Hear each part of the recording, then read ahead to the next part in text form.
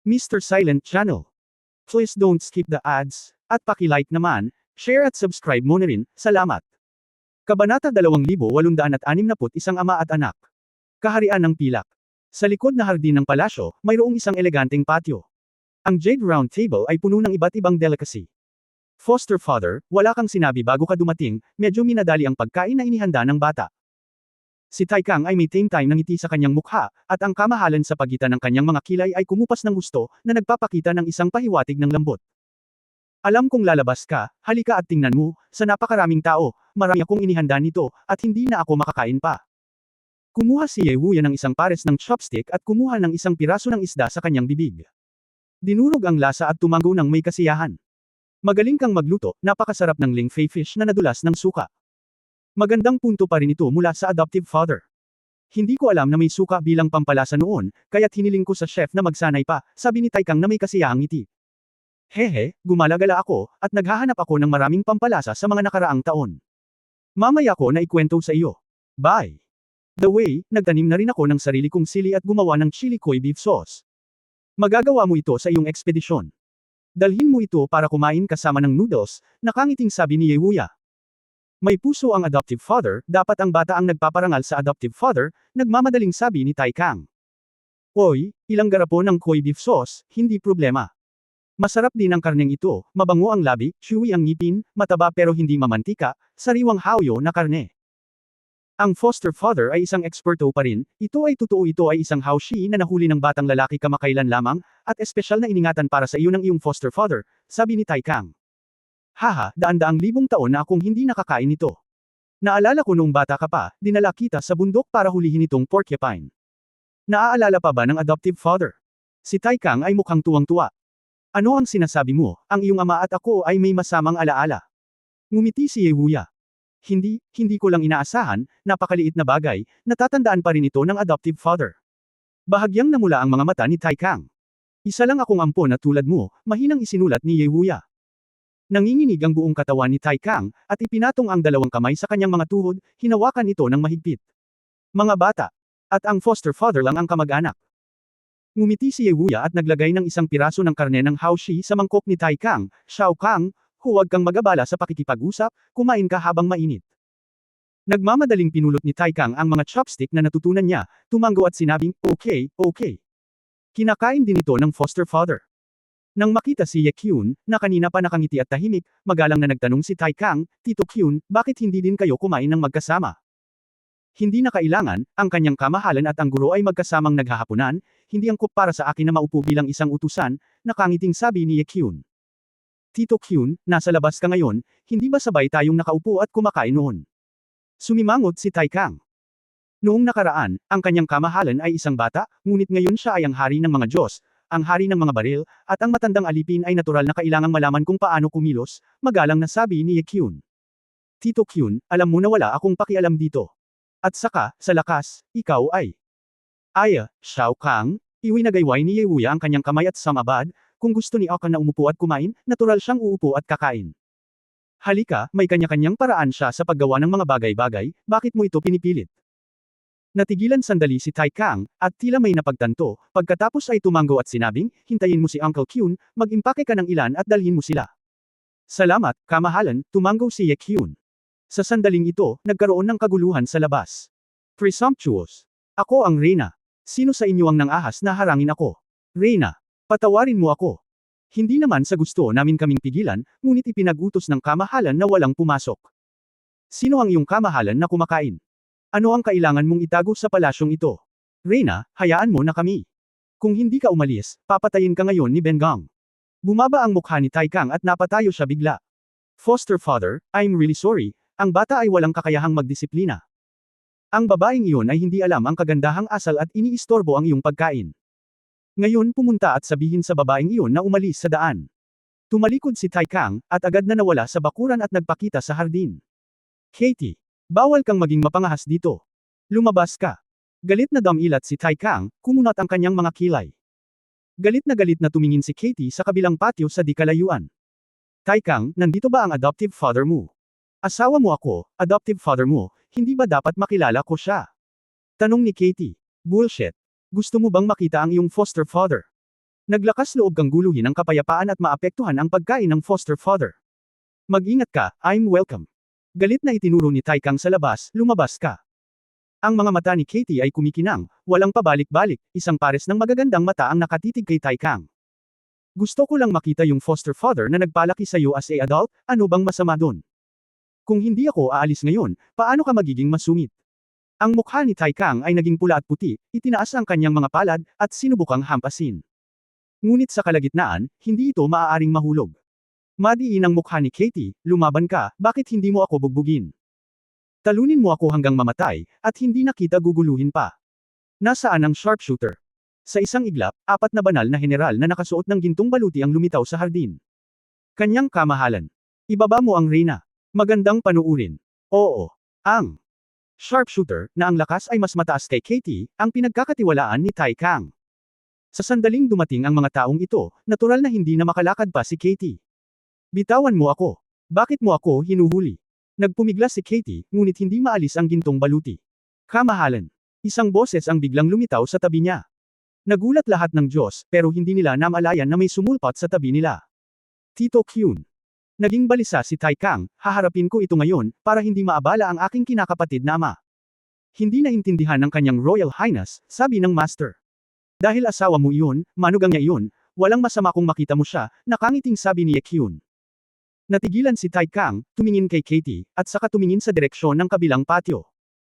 Medyo nagulat din si Katie, humiwalay sa sharpshooter, at may kumpiyansang sinabi, narinig mo ba?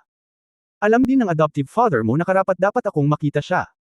Malamig nang umuso si Tai Kang, hintayin mo, kung maglakas loob kang sabihin sa kanya ang adoptive father ay walang galang, huwag mo akong sisihin sa pagiging walang awa sa iyo. Hey, natawa si Katie sa sarili, na-in-love ka na ba sa akin? Ikaw. Halos magalit muli si Tai Kang, ngunit malayo na ang narating ni Katie. Pagpasok sa kabilang courtyard, nakatayo si Ye Wuya at nagbubuhos ng alak habang inaabot ang kamay para kumustahin. Tara, bilasan mo, halika at maupo ka, ikaw ang manugang ni Xiao Kang di ba? Halika at sabay-sabay kumain, ang batang ito ay may tuwid na ugali at medyo agresibo magsalita. Huwag kang masyadong mag-alala tungkol sa iyong manugang, nakangiting sabi ni Ye Wuya. Ilang sandali pa ay kinabahan pa si Katie, medyo hindi mapalagay, hindi alam kung anong uri ng nakakatakot na lalaki ang kanyang makikilala. Pagkatapos ng lahat, ginawa ng lalaking ito si Tai Kang na lubos na magalang at magalang. Gayunpaman, sa sandaling pumasok siya at nakita ang eksenang ito at narinig ang mga salitang ito, napagtanto ni Katie na mali ang mga naunang hula niya. Katie Palatine, nakilala ko na ang aking adoptive father, mataimtim na saludo si Katie. Oh, nabibilang ka sa maharlikang pamilya ng Platinum Protoss. Oo, kapatid ko si Kylander, tumanggo si Katie. Kaya nga, mukhang hindi mapakali ang kuya mo sa ampun ko. Kailan? Pagdating sa liko-liko sa bituka, ang kuya mo ay higit pa kay Xiao Kang, nakangiting sabi ni Ye Wuya. Si Katie ay mukhang takot na takot, si Ye Wuya ay nagsabi ng ganoong bawal na bagay ng napakadali. Kabanata 2862 magkaroon ng anak ng maaga. Bukod dito, napakalinaw ng lalaking ito tungkol sa mga panloob na gawain ng Celestial Clan. Di ba sabi niya umalis siya for hundreds of thousands of years? Paano niya nalaman ang lahat? Foster father, ako. Pagkatapos kong ikasal si Tai Kang, hindi ako nagkaroon ng anumang pagtataksil. Gusto ko talaga si Tai Kang. Nagmamadaling paliwanag ni Katie, habang si Tai Kang sa gilid ay mukhang komplikado. Ikanaway ni Ye Wuya ang kanyang kamay, huwag kang kabahan, sarili ko lang ito, kaya nga sinasabi ko sa iyo ang totoo. Hindi mo kailangang mag-alala, nakikita kong gusto mo talaga si Xiao Kang. Alam din ito ni Xiao Kang. Kung hindi, paano niya magagawa? Hindi ka ba matatalo ngayon? Natigilan si Katie, at tumingin kay Tai Kang nang may pagtatanong, na parang nagtatanong, ganito ba talaga? Walang ekspresyon si Tai Kang, humakbang lang para kunin ang pitchel, pare, ito masarap gumawa ng ganito, umupo ka. Tiningnan ni Katie ang masipag at anak na tingin ni Tai Kang sa harap ni Ye Wuya, medyo kakaiba, at hindi niya maiwasang mabigani. Katie, kumain ka, masarap ang mga ulam ngayon, bati ni Ye Wuya. Oh, okay. Napatingin si Katie sa chopsticks na nasa mesa, bahagyang nakasimangot, at medyo nataranta, kaya't kailangan niyang gayahin ang dalawa at gamitin ito ng walang kwenta. Pagkatapos kumain ng ilang sandali, nakinig si Katie kina Ye Wuya at Tai Kang, na pinag-uusapan ang ilang alaala ng taong iyon. Tila ang kainan na ito ay parang isang ama na nagbabalik pagkatapos ng maraming taon, naghahapunan kasama ang kanyang anak na lalaki at manugang, at ayon. Ang lahat ng ito ay ganap na naiiba sa mga nakakatakot at mapanganib na mga eksenang nasa isip ni Katie. May kung anong nasa puso si Katie, at hindi niya masyadong matitikman. Ngunit sa pagtingin kay Yewuya na may mabait na mukha, hindi niya alam kung paano magsalita. By the way, may anak ba kayong dalawa? Biglang tanong ni Yewuya. Malalim ang iniisip ni Katie, natigilan sa tanong, at namula. Hindi pa. Hindi. Hindi maintindihan ni Katie. Hindi ba ito kasal sa daan-daang libong taon? Nakangiting tanong ni Yewuya. Bumalik ka sa foster father, ayaw ko pa, sagot ni Taikang na may bahid ng mukha. Bamulong si Katie na may kaunting hinanakit, kaya nga ayaw mo. Sumimangot si Taikang at gustong pagsabihan, ngunit dahil nandoon si Yewuya, mahirap magsalita. Haha, sabi ni Yewuya na may mainit na ngiti, ang manugang ko pa rin ang prangka. Xiao Kang, magkaroon pa tayo ng ilang sanggol, sa tingin ko ay magaling si Katie. Foster father, miyembro siya ng Platinum Protoss Royal Family kung tutuusin, hindi pa banggitin na mayroon kaming mahabang buhay at hindi naman nagmamadali, sabi ni Taikang.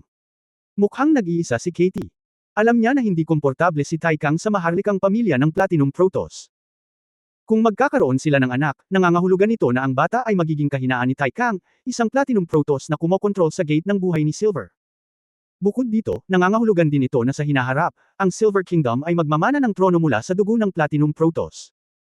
Masyado lang ang iniisip ng batang ito, Katie, huwag mong masyadong seryosohin, humigop ng alak si Yewuya at nakangiting sinabi kay Katie.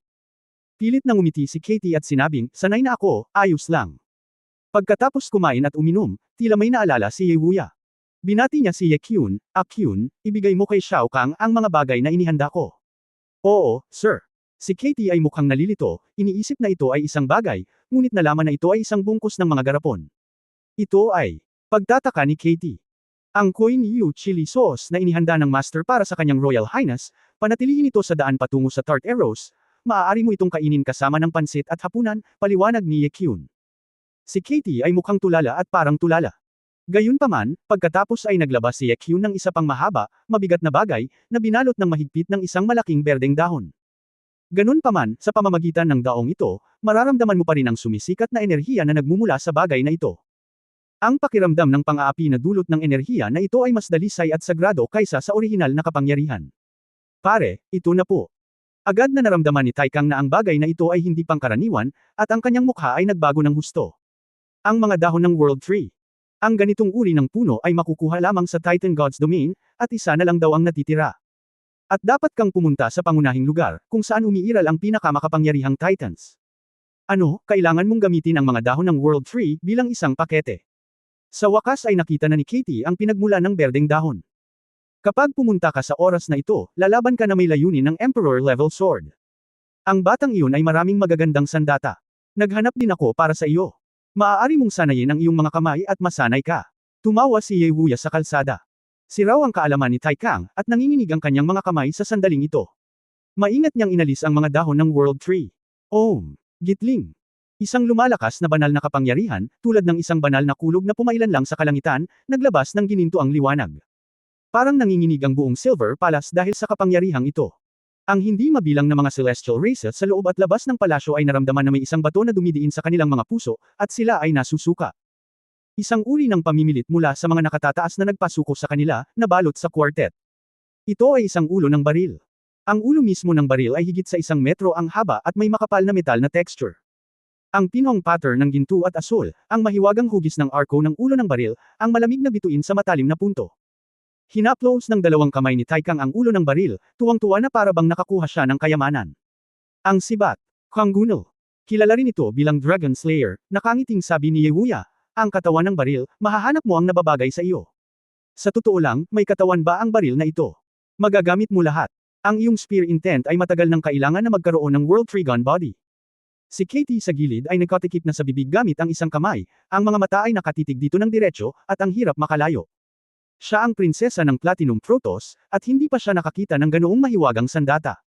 Sa eroplano ng Taishi, maliban sa mga sagradong bagay na may espesyal na layunin. Ang mga ordinaryong practitioner ay madalas na gumagamit ng mga espiritual na kasangkapan. Ang pinakamahusay ay mga enchanted spirit treasures. Gayunpaman, kahit na ang pinakamahusay na enchanted spirit treasures ay hindi magkakaroon ng ganitong mga pagbabago sa enerhiya. Kungunir, ayon sa alamat, ginamit ng mga sinaunang Diyos ang magic gun. Posible bang ang antas ng baril na ito ay lumampas sa espiritual na kayamanan?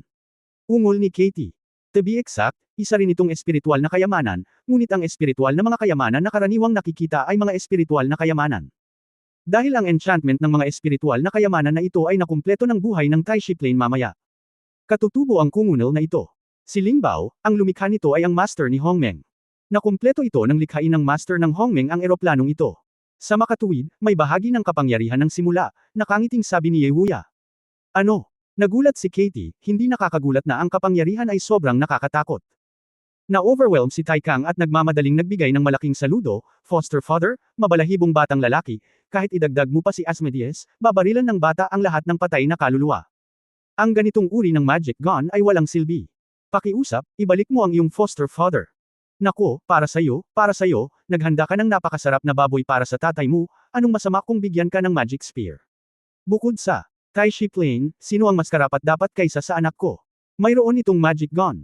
Nakangiting tanong ni Ye Wuya. Natigilan sandali si Tai Kang, pagkatapos ay nagpakita ng isang pahiwatig ng pagmamalaki, at tumingin kay Conganir na may nagniningas na mga mata. Ang mga Gun Kings na tulad niya, na nalulong sa mga baril, ay likas na mahilig sa magagandang baril. Sa kasong ito, mabubuhay ang bata sa inaasahan ng adoptive father. Okay. Tumayo si Ye Wuya at nagsabi, Akyun, malapit na ang oras, dapat tayong bumalik at magdilig sa taniman ng gulay. Guro, oras na para lumabas, nakangiting sabi ni Ye Kyun. Nang makitang aalis na ang dalawa, sumugod si Katie at sabik na itinanong ang mga tanong na bumabagabag sa kanya. Ama, lumingon si Ye Wuya, anong problema? Ikaw, bakit mo hinayaan si Tai Kang na makipagdigma? Bakit mo siya inilagay sa panganib? Katie, tumahimik ka. Masyadong abala si Kang na nagambala ng malakas. Hindi nakinig si Katie, bilang isang magulang, hindi ba dapat gusto mong maging ligtas ang iyong anak? Bakit kailangan mong labanan si Tai Kang gamit ang sword god na iyon? Shut up! Paano mo matatanong ang foster father? Namula ang mukha ni Kang. Ngumiti si Ye Wuya at iwinagayway ang kanyang kamay, na nagpapahiwatig na ayos lang. Lumapit siya, inabot at tinapik ng mahina ang balikat ni Katie. Naninigas ang buong katawan ni Katie. Bagamat nakangiti si Ye Wuya, sa hindi malamang dahilan, nanlamig si Katie sa buong katawan niya. Pagkaraan ng ilang sandali, malumanay na sinabi ni Ye Wuya. Gusto ko ng anak ng maaga. Nanlaki ang mata ni Katie at napalunok. Walang sinabi si Ye Wuya, lumabas ng courtyard kasama si Ye Kyun, at di nagtagal na wala. Pakiramdam ni Katie ay bumagsak, nabalot ng malamig na pawis, at bumagsak sa lupa. Walang ekspresyon si Tai Kang sa tabi niya, tumingin sa kanyang asawa, pagkatapos ay tumingin sa magic spear sa mesa, nawalan ng pag-iisip. Kabanata 2863. Kangjo. Kagubatan sa ilang. Nang muling lumitaw si Ye Fan, nawala din ang espada sa upuan. Anong klaseng mahiwagang kapangyarihan ang ginagawa mo? Nagtataka si Ye Xuanguang, ngunit ayaw niyang mabigla muli. Siya rin ay may sapat na kaalaman, ngunit hindi pa siya nakakita ng ganitong space spell. Natural, hindi gaanong ipaliwanag sa kanya ni Ye Fan, na nagsasabing, ito ay isang maliit na pandaraya, ito ay isang kapalit lamang. Nasaan ang mga dalandan na binili mo? Tanong ni Ye Xuanguang. Mga dalandan. Biglang naalala ni Ye Fan, at nakangiting sinabi, kumain na ako, ngunit wala akong iniwan sa iyo, pasensya na. Bagamat kakaiba ang pakiramdam ni Ye Xuanguang, hindi siya masyadong nagtanong. Sword God, naisip mo na ba ito? Gusto mo bang makipagtulungan sa haring ito? Direktang umiling si Ye Fan, hindi ako interesado sa pakikipagtulungan, at hindi ka karapat-dapat na maging isang emperador. Ang mukha ni Ye Xuanguang ay lumubog, at ang kanyang mga mata ay mabangis. Mukhang magkaaway kayo ng haring ito. Masyado kang mag-isip. Sa paningin ko, isa ka lang sa hindi mabilang na strategic level na gusto kong tahakin. Maliban sa iyo, ang 10 Diyos, ang 7 Diyos, lilinisin ko silang lahat. Tama ka, kailangan ng sangkatauhan ng emperador. Ngunit, hindi ikaw iyon, Ye Xuanguang. Tama ka, kailangan ng sangkatauhan ng emperador. Ngunit, hindi ikaw iyon, Ye Xuanguang. Ako ang may huling desisyon kung sino ang magiging emperador, mahinahong sabi ni Ye Fan. Ang mga talukap ng mata ni Ye Xuanguang ay tumalo ng ilang beses, at ang kanyang panloob na emosyon ay magulo. Mukhang, ang dalawang labanan sa Demon King ay talagang nakabuo ng malaking tiwala sa sarili para sa iyo. Mabuti na rin at hindi ako natutuwa na makipagtulungan sa iyo. Dahil ito ang kaso, kung gayon hindi ko kailangang kusa itong tiisin, unti-unting naging malamig ang tono ni Ye Xuanguang. Huwag mong tiisin, kung hindi. Madaling mamatay, sabi ni Ye Fan na may kalahating ngiti. Humph. Si Ye Xuanguang ay masyadong tamad na magsalita ng walang kaparirikon, at agad na inilabas ang galit na dugo ng dragon. Ang dugo ni Qinglong ay kumukulo, at ang kanyang mahabang buhok ay unti-unting nagpakita ng isang dampi ng kulay asul na ginto. Ang mga mesa, upuan, bato, at maging ang mga taluktok ng bundok sa kanyang harapan ay gumuho lahat, at sa isang iglap, isang tuktok ng bundok ang nawasak sa lupa. Ang cultivation base na ipinapakita sa oras na ito ay mas mataas na kaysa kina Jijihei at Zhuangbu. Ang matatag na base ng pagtatanim ni Ye Shuangguang ay napigilan sa Tesu sa lahat ng oras. Matapos makapasok sa eroplano ng Taishe, talagang pumailang lang ito sa langit. Gayunpaman, ang gayong pamimilit ay walang anumang nagbabantang buhay na alalahanin para kay Ye Fan.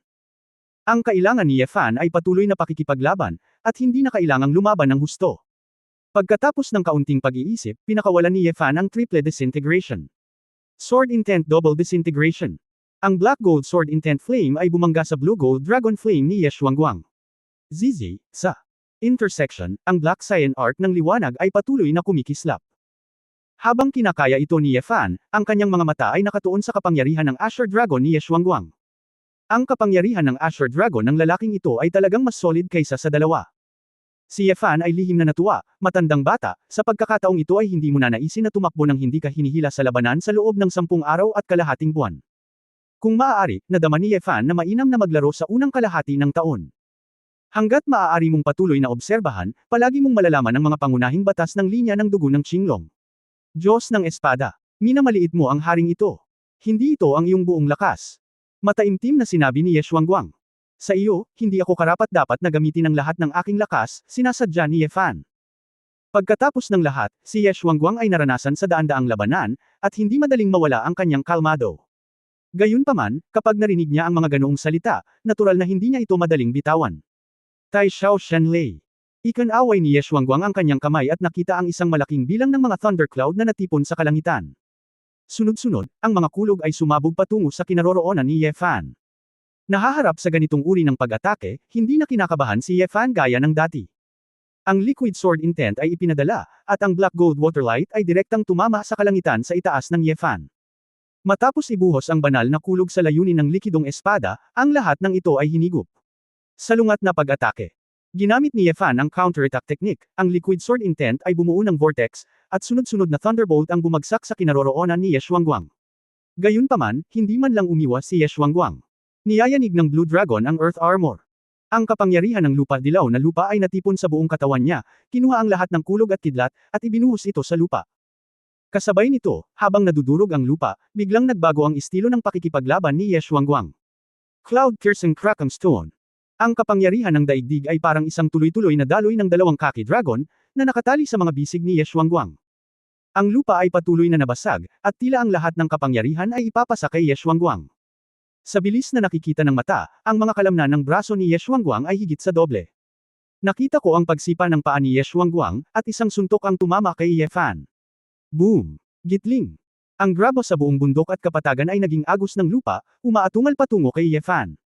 Ginamit ni Ye Fan ang Liquid Sword Intent para direktang protektahan ang sarili sa harap niya. Matapos ipasok ang layunin ng espada, hindi mabilang na graba ang direktang naging pulbos. Gayunpaman, hindi na-block ang kapangyarihang ito dahil dito. Isang higanteng kamao ng dragon na may natural na dilaw, tulad ng isang mabigat na kamao mula sa mga Diyos, ang dumaan sa likidong Sword Intent at binasag ng malakas kay Ye Fan. Nagmamadaling ginamit ni Ye Fan ang Sword Walk at Dragon Body Technique para umiwas. Huwag mo nang isipin ang pagtakbo. Mahigpit na sumunod si Ye Shuangguang sa likuran, at sinuntok si Ye Fan ng bang bang bang ng sunod-sunod.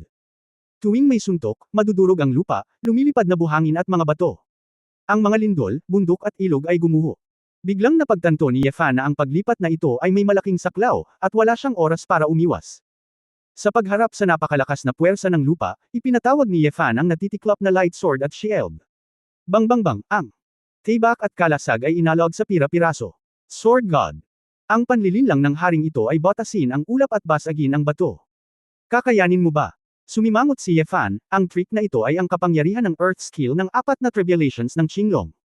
I-connecta ang kapangyarihan ng lupa at lupa sa iyong sarili, para tamaan ng kamao ang epekto ng langit at lupa.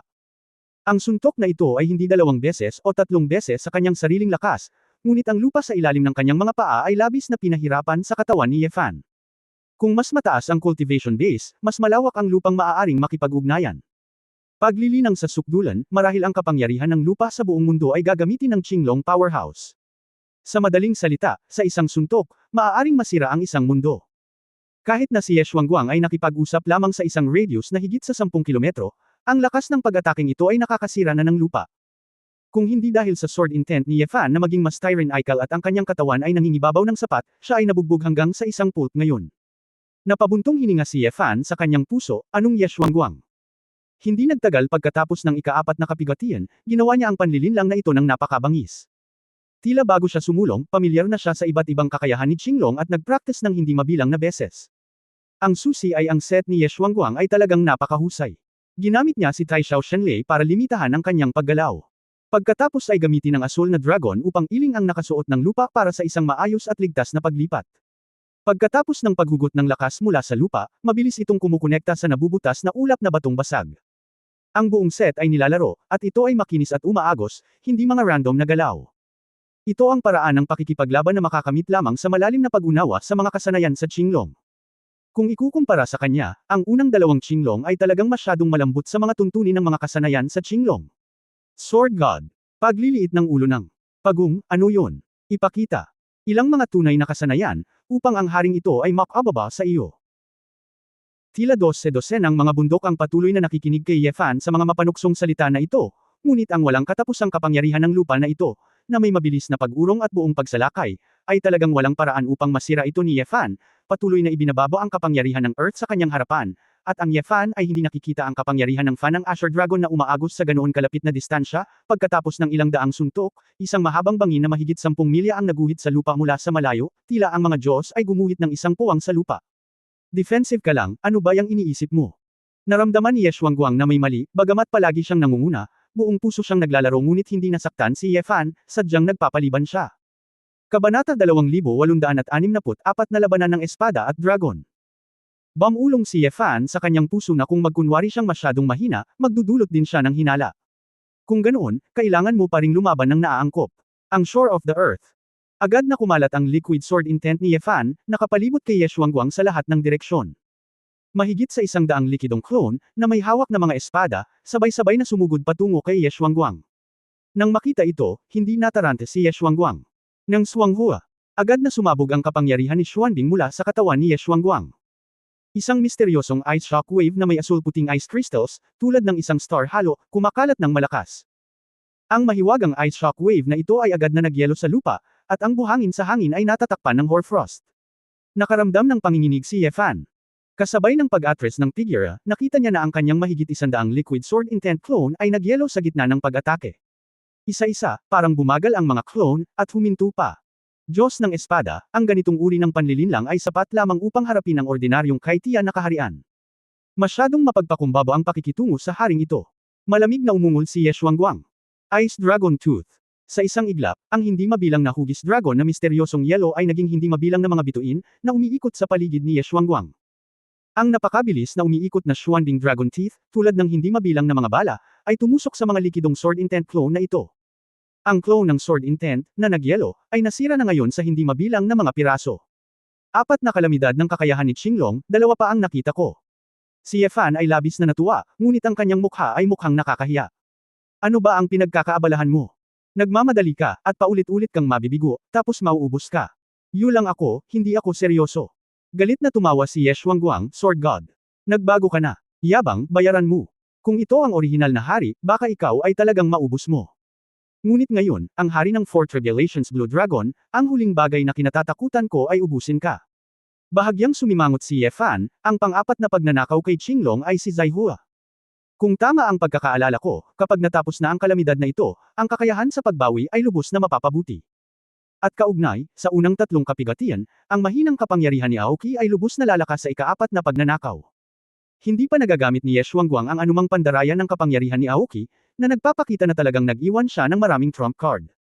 Sword God, alam ng haring ito na sa tingin mo ay hindi ka magagapi dahil mayroon kang pandaraya na maaari mong teleport palayo sa isang iglap. Ngunit kung tumakas ka ngayon, matatalo ka sa haring ito. Ang puso ng emperador mo, hindi ka man matalo, mabibigo ka ng gusto. Pinaalalahanan ka ng haring ito, magseryoso ka, kung hindi. Hindi mo kayang matalo. Ngumisi si Ye Xuanguang, at muli ay isang Thunder Dragon Juying, na may maraming misteryosong Ice Dragon ng ngipin, umaatake kay Ye Fan. Good guy. Naglaro pa siya ng psychological warfare. Natawa si Ye Fan sa loob-loob, si Ye Xuanguang ay malinaw na nag-aalala na siya ay tumakas gamit ang teleportation, kaya sinasadya niyang sinabi iyon. Dahil dito, nakatadhana si Ye Fan na hindi muna tumakbo sa labanang ito. Ngunit hindi mahalaga si Ye Fan, kahit tumakbo si Ye Xuanguang, hahabulin ni Ye Fan, kaya hindi siya tatakbo. Sa oras na ito, kamangha-mangha ang bilis ni Thunder Dragon Juying. Huli na para iwasan siya ni Ye Fan, kaya pinrotektahan lang niya ang kanyang sarili gamit ang isang espada at kalasag, at sabay na inilabas ang hamog na nagyelo sa buong kalangitan. Ding ding ding ding. Bang bang bang, hindi mabilang na lumilipad na mga espada ang mabangis na lumaban sa mga ngipin ng yelong dragon na ito, at ang mga ngipin ng yelo at lumilipad na mga espada ay marahas na nagbanggaan. Ang bughaw puting mga kristal ng yelo at ang nakasisilaw na liwanag ng espada ay nagpasiklab ng mga pagsabog ng makulay na liwanag. Bagamat hindi kayang ipagtanggol ni Ye Fan ang lahat ng ngipin ng dragon, hindi na kayanin ni Ye Xuanguang ang mga lumilipad na espada sa bilis ng liwanag. Napilitan si Ye Xuanguang na umatras. Nang Xuanghua, muli, biglang kumalat ang misteryosong ice shock wave. Nakakalungkot na sa pagkakataong ito, ang lumilipad na espada ni Ye Fan ay hindi masyadong nahadlangan. Pagkatapos ng lahat, ito ay hindi isang likidong layunin ng espada, at hindi ito masyadong pinigilan ng kapangyarihan ng misteryosong yelo. Minamanipula ni Ye Fan ang lumilipad na espada at muling hinabol si Ye Xuanguang. Buhawi. Iniunat ni Ye Xuanguang ang kanyang mga braso at pinahid ang isang Skywind Tornado sa pagitan nila. Ang lakas ng Saiyan Skywind ay agad na lumawak sa isang buhawi na tumataas sa kalangitan, tulad ng isang Saiyan Sky Piercing Pillar. Saan man dumaan ang buhawi, ang lumilipad na espada ay natangay, at itinulak pasulong hanggang kay Ye Fan. Gayunpaman, sa sobrang bilis ng buhawi, si Ye Fan ay napakadaling umiwas. Pagkatapos gumawa ng hakbang para iwasan ito, nalaman ni Ye Fan na nagpapakawala pa rin si Ye Xuanguang. Sunod-sunod na buhawi, na pinapakilos ang daloy ng hangin sa lahat ng direksyon ng mas mabilis at mas mabilis. Ngunit ang gayong mabagal na pag-atake, na gustong salakayin si Ye Fan, ay parang panaginip ng isang hanggal. Ye Xuanguang, natatakot ka ba na nakalimutan mong kabilang ako sa angkan ng Shenlong? Bagaman ang Trick Tornado na ito ay magagamit lamang para sa ikaapat na pagnanakaw, ito ay isang pag-atake lamang sa pagpoposisyon, at ang bilis ay napakabagal. Hinahabol mo ako sa pakulo na ito, nalilito ka ba? Nagpatuloy si Ye Fan sa panunukso. Ngumisi si Ye Longyuan, ngunit hindi nagpaliwanag, at nagpatuloy sa pagpapakawala ng buhawi. Hindi nagtagal, mayroong mahigit 100 buhawi sa larangan ng digmaan. Nang makita ito, naisip ni Ye Fan na ang taong ito ay hindi sadyang walang kabuluhan, at ayaw niyang lumaban ng gusto, tama ba? Hindi ito gagana. Tingnan mo ang tunay na bagay. Direktang nalampasan ni Ye Fan ang ilang buhawi at bagyo, at hamampas kay Ye Xuanguang gamit ang isang espada. So Ye Huifeng. Oo. Biglang nagbago ang taktika ni Xuanguang. Ang lakas ng hangin sa kalangitan ay naging isang criss-crossing, tuloy-tuloy na whirlwind ring, na bumabalot kay Ye Xuanguang. Ang mga Saiyan Wind Ring na ito ay agad na pinalawak ang kanilang saklaw, na para bang mayroong hindi mabilang na Saiyan Wind Blades, na nakasentro kay Ye Xuanguang, na pinuputol sa lahat ng direksyon. Nilaslas ito ni Ye Fan gamit ang isang espada, at ang kapangyarihan ng Tianfeng ay parang isang walang katulad na matalim at napakahabang talam. Zizzizi, ang talam ng hangin ay bumangga sa sword intent ni Ye Fan, tulad ng isang cutting roulette. Ang matalas at malupit na wind blade ay tinulak kaagad si Ye Fan. Kasabay nito, ang mga wind blades na ito ay patuloy na humahagibis palabas, na pinipilit si Ye Fan na umatras. Naningkit ang mga mata ni Ye Fan, napaka-epektibo ng trick na ito noong inilabas ito. Kahit na ang kanyang sword intent ay mas malakas sa panandaliang pakikipag-ugnayan, ngunit ang pagpupursage ni Tianfeng ay malakas. Ang nakita ko sa Shenlong 9 Changes ay hindi gaanong kamangha-mangha kaysa sa tunay kong nakita. All-round defense na walang dead ends, kasama ang matalim na pag-atake na may tuloy-tuloy na pinsala. Nasusunog na lungsod. Bumaling ang opens iba ni Ye Xuanguang, at hindi na niya pinakawalan ang buhawi, ngunit pinakawalan ang dagat ng apoy. Si Kang Yan ay gamulong sa galit, na parang ang purgatorio ay bumaba. Tianzhuo. Si Ye Fan ay pumailang lang sa langit, ngunit nakita niya na ang kalangitan ay natatakpan na ng apoy. Ang kumukulong ulap ng berdeng apoy ay parang mga alon, sunod-sunod. Ang langit at ang lupa ay puno ng apoy. Sa radius na 12-12 ng milya, ito ay ganap na naging baog na pinaso na lupa. Ito ay dahil hindi ginamit ni Ye Xuanguang ang kanyang buong lakas. Pagkatapos ng lahat, hindi tataka si Ye Fan, kaya hindi niya masyadong hinabol ang attack range. Kaya lang, ang panahong ito ay iba sa nakaraan, si Ye Fan ay hindi nakasing takot gaya ng dati kapag kaharap si Kang Yan. Dahil hindi siya makatakas, nag-observe lang si Ye Fan at naglunsad ng counterattack kay Ye Xuanguang. Ang katawan ng Diyos ng Espada. Nag-transform ito sa isang malaking multo ng Sword God na daan-daang metro ang taas, na maaaring umatake, at ang katawan ng Sword God ay mapoprotektahan din ang katawan ni Ye Fan. Inihagis ni Ye Fan ang itim na gintong higanteng espada at bumagsak. Kang Tian. Inilunsad ni Ye Xuanguang ang isang bola ng asul na ilaw ng apoy sa kabilang direksyon, bumangga sa ilaw ng itim na gintong espada. Kabanata 2865. Sa isang iglap, lumubog ang langit, parang warhead na sumasabog, at isang cyan flame hemisphere ang sumabog sa lupa. Ang itim na higanteng espada ni Ye Fan ay mas malakas pa rin, at hinampos niya ito sa isang suntok, at nahati ang lupa sa isang kanya na puno ng maapoy na ahas. Gayunpaman, ang kapangyarihan ng langit ay umalis pa rin sa katawan ng Sword God na may maraming pinsala. Sa kabutihang palad, mabilis na makakapag-ayos si Ye Fan, na nangangahulugan na hindi siya nasaktan. Gayunpaman, iniwasan ni Ye Xuanguang ang pag-atake ni Ye Fan sa pamamagitan ng pagsasamantala sa panandaliang puwang na ito. Nakita ko siyang pumunta sa likod ni Ye Fan, tumatalon na may kasamang kulog at kidlat. Tai Xiao Shenlei. Hindi man lang ito tiningnan ni Ye Fan, ang maniobra ay isang paalang na laslas. Ang ultra-long black gold lightsaber na libu-libong metro ay naglaslas sa kalangitan, na parang hinahati ang kalangitan. Matagal nang inihanda si Ye Xuanguang. Sa isang galaw, umiwas si Thunder Dragon Zhu Ying, at hindi siya tumigil sa pagtawag kay Tai Xiao Shenlei. Nakita ko ang langit na kumukupas ng apoy, at ang kulog at kidlat ay pumutok ng marahas. Ang hindi mabilang na mga kulog ng Tai Xiao, tulad ng mga patak ng ulan, ay tumalbog sa katawan ng Sword God ni Ye Fan. Boom boom boom. Ang katawan ng Sword God ay patuloy na nawasak, at ang itim at ginintoang sword intent ay parang tilamsik ng tubig, naglalaho sa nakakapasong mainit na hangin. Kahit na malakas ang Tai Xiao Divine Thunder, masasabing walang katapusan ang sword intent ni Ye Fan. Ang katawan ng Sword God ay patuloy na inaayos, at patuloy na hinabol ni Ye Fan si Ye Xuanguang at nilaslas. Nagpalitan ng opensa at depensa ang dalawa. Sa pagkakataong ito, pinipilit ng gusto ni Ye Fan, habang umaatre si Ye Xuanguang. Si Ye Xuanguang ay patuloy na umiiwas at umaatake. Ang nagliliyab na araw kulog halberd. Sunod-sunod, ang kulog na halberd na sumisira sa tuyo at bulok, bumulusok sa katawan ng Diyos ng Espada. Heavenly Secret Dragon Crossbow. Libo-libong absolute. Libo-libong Heavenly Secret Dragon Crossbow, tulad ng hindi mabilang na mga bulalakaw na dumaan sa kalangitan, direktang tumama sa malaking katawan ng Sword God. Taybak ang liwanag at anino ng Diyos ay puno ng mga butas, ngunit mabilis pa rin siyang nakabawi. Sa di kalayuan, tila napaliligiran siya ng bugzo ng hangin at buhawi, isang higanteng itim na ginto na humahampas. Ang target na nahuli ng higanti ay parang cyan firefly, lumilipad kung saan-saan. Kidlat at kulog, tuloy-tuloy. Bago mo alam, libu-libong mga trick ang lumipas, at ang buong lupain ay natalo ng hindi na makilala. Ang orihinal na bundok ay naging basin na puno ng lava, parang bungangan ng bulkan. Bagamat hindi ginamit ni Ye Fan ang lahat ng kanyang lakas at karaniwang nakatuon sa pagmamasid, masaya rin siyang naglaro. Ang ganitong open and close na labanan, pinakagusto niya. Kung ikukumpara sa simula, hindi man lang ako ng ahas na hawakan ang pag-atake ni Ye Xuanguang, ngunit ngayon ang eksenang ito ay puno ng emosyon. Sa unang pagkakataon, naramdaman ni Ye Fan na para siyang naging hari ng demonyo. Si Ye Xuanguang ay naging isang tagapagligtas at nais na sirain ang kanyang sarili. Ye Xuanguang, sinabi mo rin na ang mga panlilinlang na ginamit ko ay hindi sapat na malakas. Tinamaan mo ang bato na parang itlog. Ang paghinga ni Ye Xuanguang ay naging mas mabigat sa oras na ito, at ang tuloy-tuloy na mga kasanayan sa pinsala sa malalaking lugar ay natupok ng marami sa kanya. Sa katunayan, kung hindi dahil kay Qinglong, natatakot ako na ang Phoenix Clan ay makatiis ng ganoong laban, kung hindi ay hindi makakasabay ang pagbawi. Gayunpaman, isang panunuya ang lumitaw sa mukha ni Ye Xuanguang, maaaring hindi iyon ang kaso. Sumimangot si Ye Fan, at agad na napansin na may mali. Sa lahat ng direksyon, tila ang kapangyarihan ni Ye Xuanguang sa Qinglong ay patuloy na tumataas ang presyon. Tumingin siya ng mabuti sa paligid, at bigla siyang natigilan. Buhawi. Paano ba naman? Nakita ko na sa panahon ng labanan, karamihan sa daan-daang buhawi na inilabas ni Ye Xuanguang sa larangan ng digmaan ay patuloy pa rin sa pag-iral. Ang susi ay naabsorb ng mga buhawi na ito ang kapangyarihan ni Kang Yan, Shenlei at maging si Zuan Bing sa panahong ito.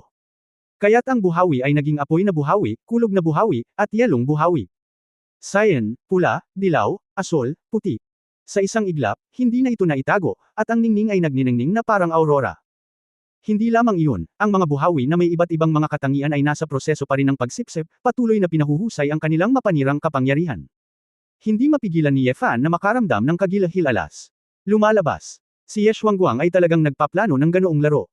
Ang buhawi ay talagang isang lansihin na maaaring umiral ng mahabang panahon, sumisipsip ng kapangyarihan ng asul na dragon, at patuloy na pagbutihin ang mapanirang kapangyarihan nito.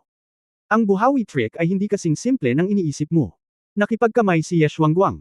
Nakita ko ang lahat ng uri ng buhawi sa lahat ng direksyon, tulad ng nagngangalit na mga dragon, mabilis na lumiliit patungo sa katawan ng Diyos ng Espada ni Ye Fan. Dahil ang bilang ng mga buhawi ay masyadong malaki at ang saklaw ay masyadong malawak, ito ay halos hindi maiiwasan. Hindi lamang iyon, hinaranggan din ni Ye Xuanguang ang ilan sa mga natitirang puwang, at direktang ipinatawag muli ang mga Diyos at mga kulog mula sa langit sa itaas. Ang katawan ng Sword God ay inatake ng parang torrent na tornado na ito at nagkawatak-watik. Hindi na ito muling maayos ni Ye Fan sa pagkakataong ito. Sa pagharap sa buhawi tulad ng isang hilingan ng karne, gumawa si Ye Fan ng isang mapagpasyang desisyon. Phantom. Sa halip na lumaban ng husto, diretso siyang tumalon palabas ng kabkab na ito. Sa labas ng paligid ng buhawi, lumitaw ang isang itim na gintong figura.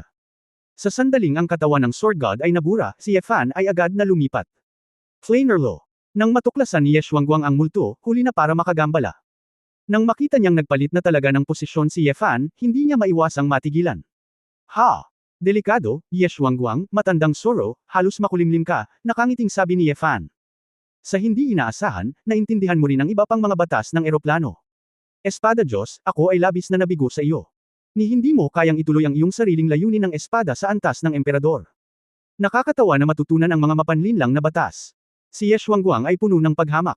Walang pakialam si Ye Fan. Pagkatapos ng lahat, hindi alam ni Ye Xuanguang na ang kanyang Fearless Law ay orihinal na ginamit para sa layuning ito. Bukod dito, walang pakialam si Ye Fan sa iisipin ng iba. Bakit kailangan mong magkaroon ng pangkalahatang kaalaman sa mga taong ito na ang kaharian ay mas mababa kaysa sa iyong sarili? Stop talking nonsense. I used my skills to avoid the ultimate move. Galit ka ba? Nakangiting sabi ni Ye Fan. Saglit na nagbago ang mukha ni Ye Xuanguang, at nakangiting sinabi niya, dahil gumamit ka ng ibang mga batas, gamaan ang loob ng haring ito. Mukhang, nakaranas ka ng bottleneck sa iyong pagsasanay sa swordsmanship, kaya nagsimula kang lumipat sa ibang mga batas.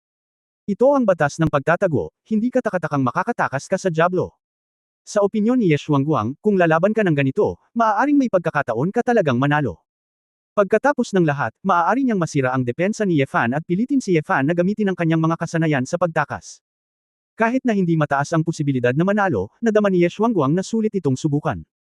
Sa sumunod na segundo, si Ye Xuanguang ay natatakpan ng berdeng ilaw, at ang isang malakas na hininga ng buhay ay tila lumipad na parang simoy ng tagsibol. Ang sariwang simoy ng hangin at mga ulap. Nawala ang daan-daang buhawi sa larangan ng digmaan, napalitan ng sariwang simoy ng hangin na may halong halimuyak ng mabangong damo.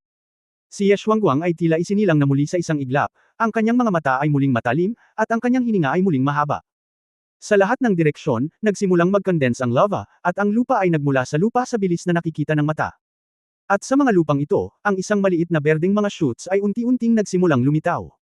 Ang buong larangan ng digmaan na parang impyerno kanina ay puno ng sigla sa masiglang kapangyarihan ni Aoki sa hangin. Iginalaw ni Ye Xuanguang ang kanyang leeg at pinisil ang kanyang mga kamao, at ang pagod ng nakakabaliw na paglawak ay ngayon lang nawala. Diyos ng espada, nakita na ng haring ito ang iyong panlilinlang sa pagtakas, at walang silbi ang haring ito. Kung hindi ka naniniwala, maaari mo itong subukan mamaya.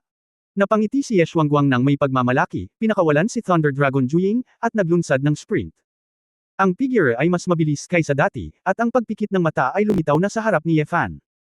Dragon Fist, Flame Dragon Dance. Bumuhos si Kang Yan sa kanyang mga kamao, ang mga kamao ay parang dalawang baliw na Cyan Fire Dragon, na tila wala sa oras, nagmamadali patungo sa direksyon ni Ye Fan. Alam ni Ye Fan na ginagamit ng Dragon Fist na ito ang explosive power ni Kang Yan para isuko ang bahagi ng kanyang autonomiya. Sa mas mabilis na bilis at lakas, direktang magsagawa ng malakihang pag-atake ng kamao ng dragon. Dahil ang tinatawag na big tricks don't work, ang Yanlong move na ito ay gumagamit ng tila random na suntok para makamit ang mas nakakatakot na mapangwasak na kapangyarihan. Nakaharap sa dalawang mabangis na Blue Fire Dragon, patuloy na hamarang si Ye Fan gamit ang kanyang espada, at sabay-sabay na umatras ng hakbang-hakbang. Tiyak na makapangyarihan ang Flame Dragon Dance na ito, ngunit mas sakam si Ye Fan dahil sa kilos ni Ye Xuanguang ngayon lang. Ito ba ang kakayahan sa pagbawi ng Four Tribulations Azure Dragon? Ang buong larangan ng digmaan ay puno ng kapangyarihan ni Aoki, na hindi lamang nagpapanumbalik ng espiritu ng katawan, ngunit nagpapalakas din ito. Sa larangan ng digmaan sa oras na ito, ang simoy ng kapangyarihan ni Aoki ay umiihip kung saan-saan, na parabang patuloy na pinupunan ng mga sustansya kay Ye Xuanguang. Hindi katakatakang si Ye Xuanguang ay naglakas loob na sabihin na gaano man siya natupok, mayroon siyang kapital na ito. Mula sa puntong ito, upang talunin ang Azure Dragon na may 4 na kapigatian o higit pa, dapat mayroong isang maikling panahon ng sobrang mataas na pinsala sa pagsabog, at ito ay mapipinsala ng gusto, kung hindi, ang labanan sa pagtitiis ay magiging ganap na walang silbi. Naglalaway si Ye Fan sa kanyang puso, habang sinusubukan itong maramdaman, pinagmamasdan ng lahat ng kapangyarihan ng asol na dragon sa paligid niya. Ang hindi niya napansin ay may kakaibang kulay ang kumislap sa mga mata ni Ye Xuanguang. Kabanata 2866 na mga pangunahing panuntunan.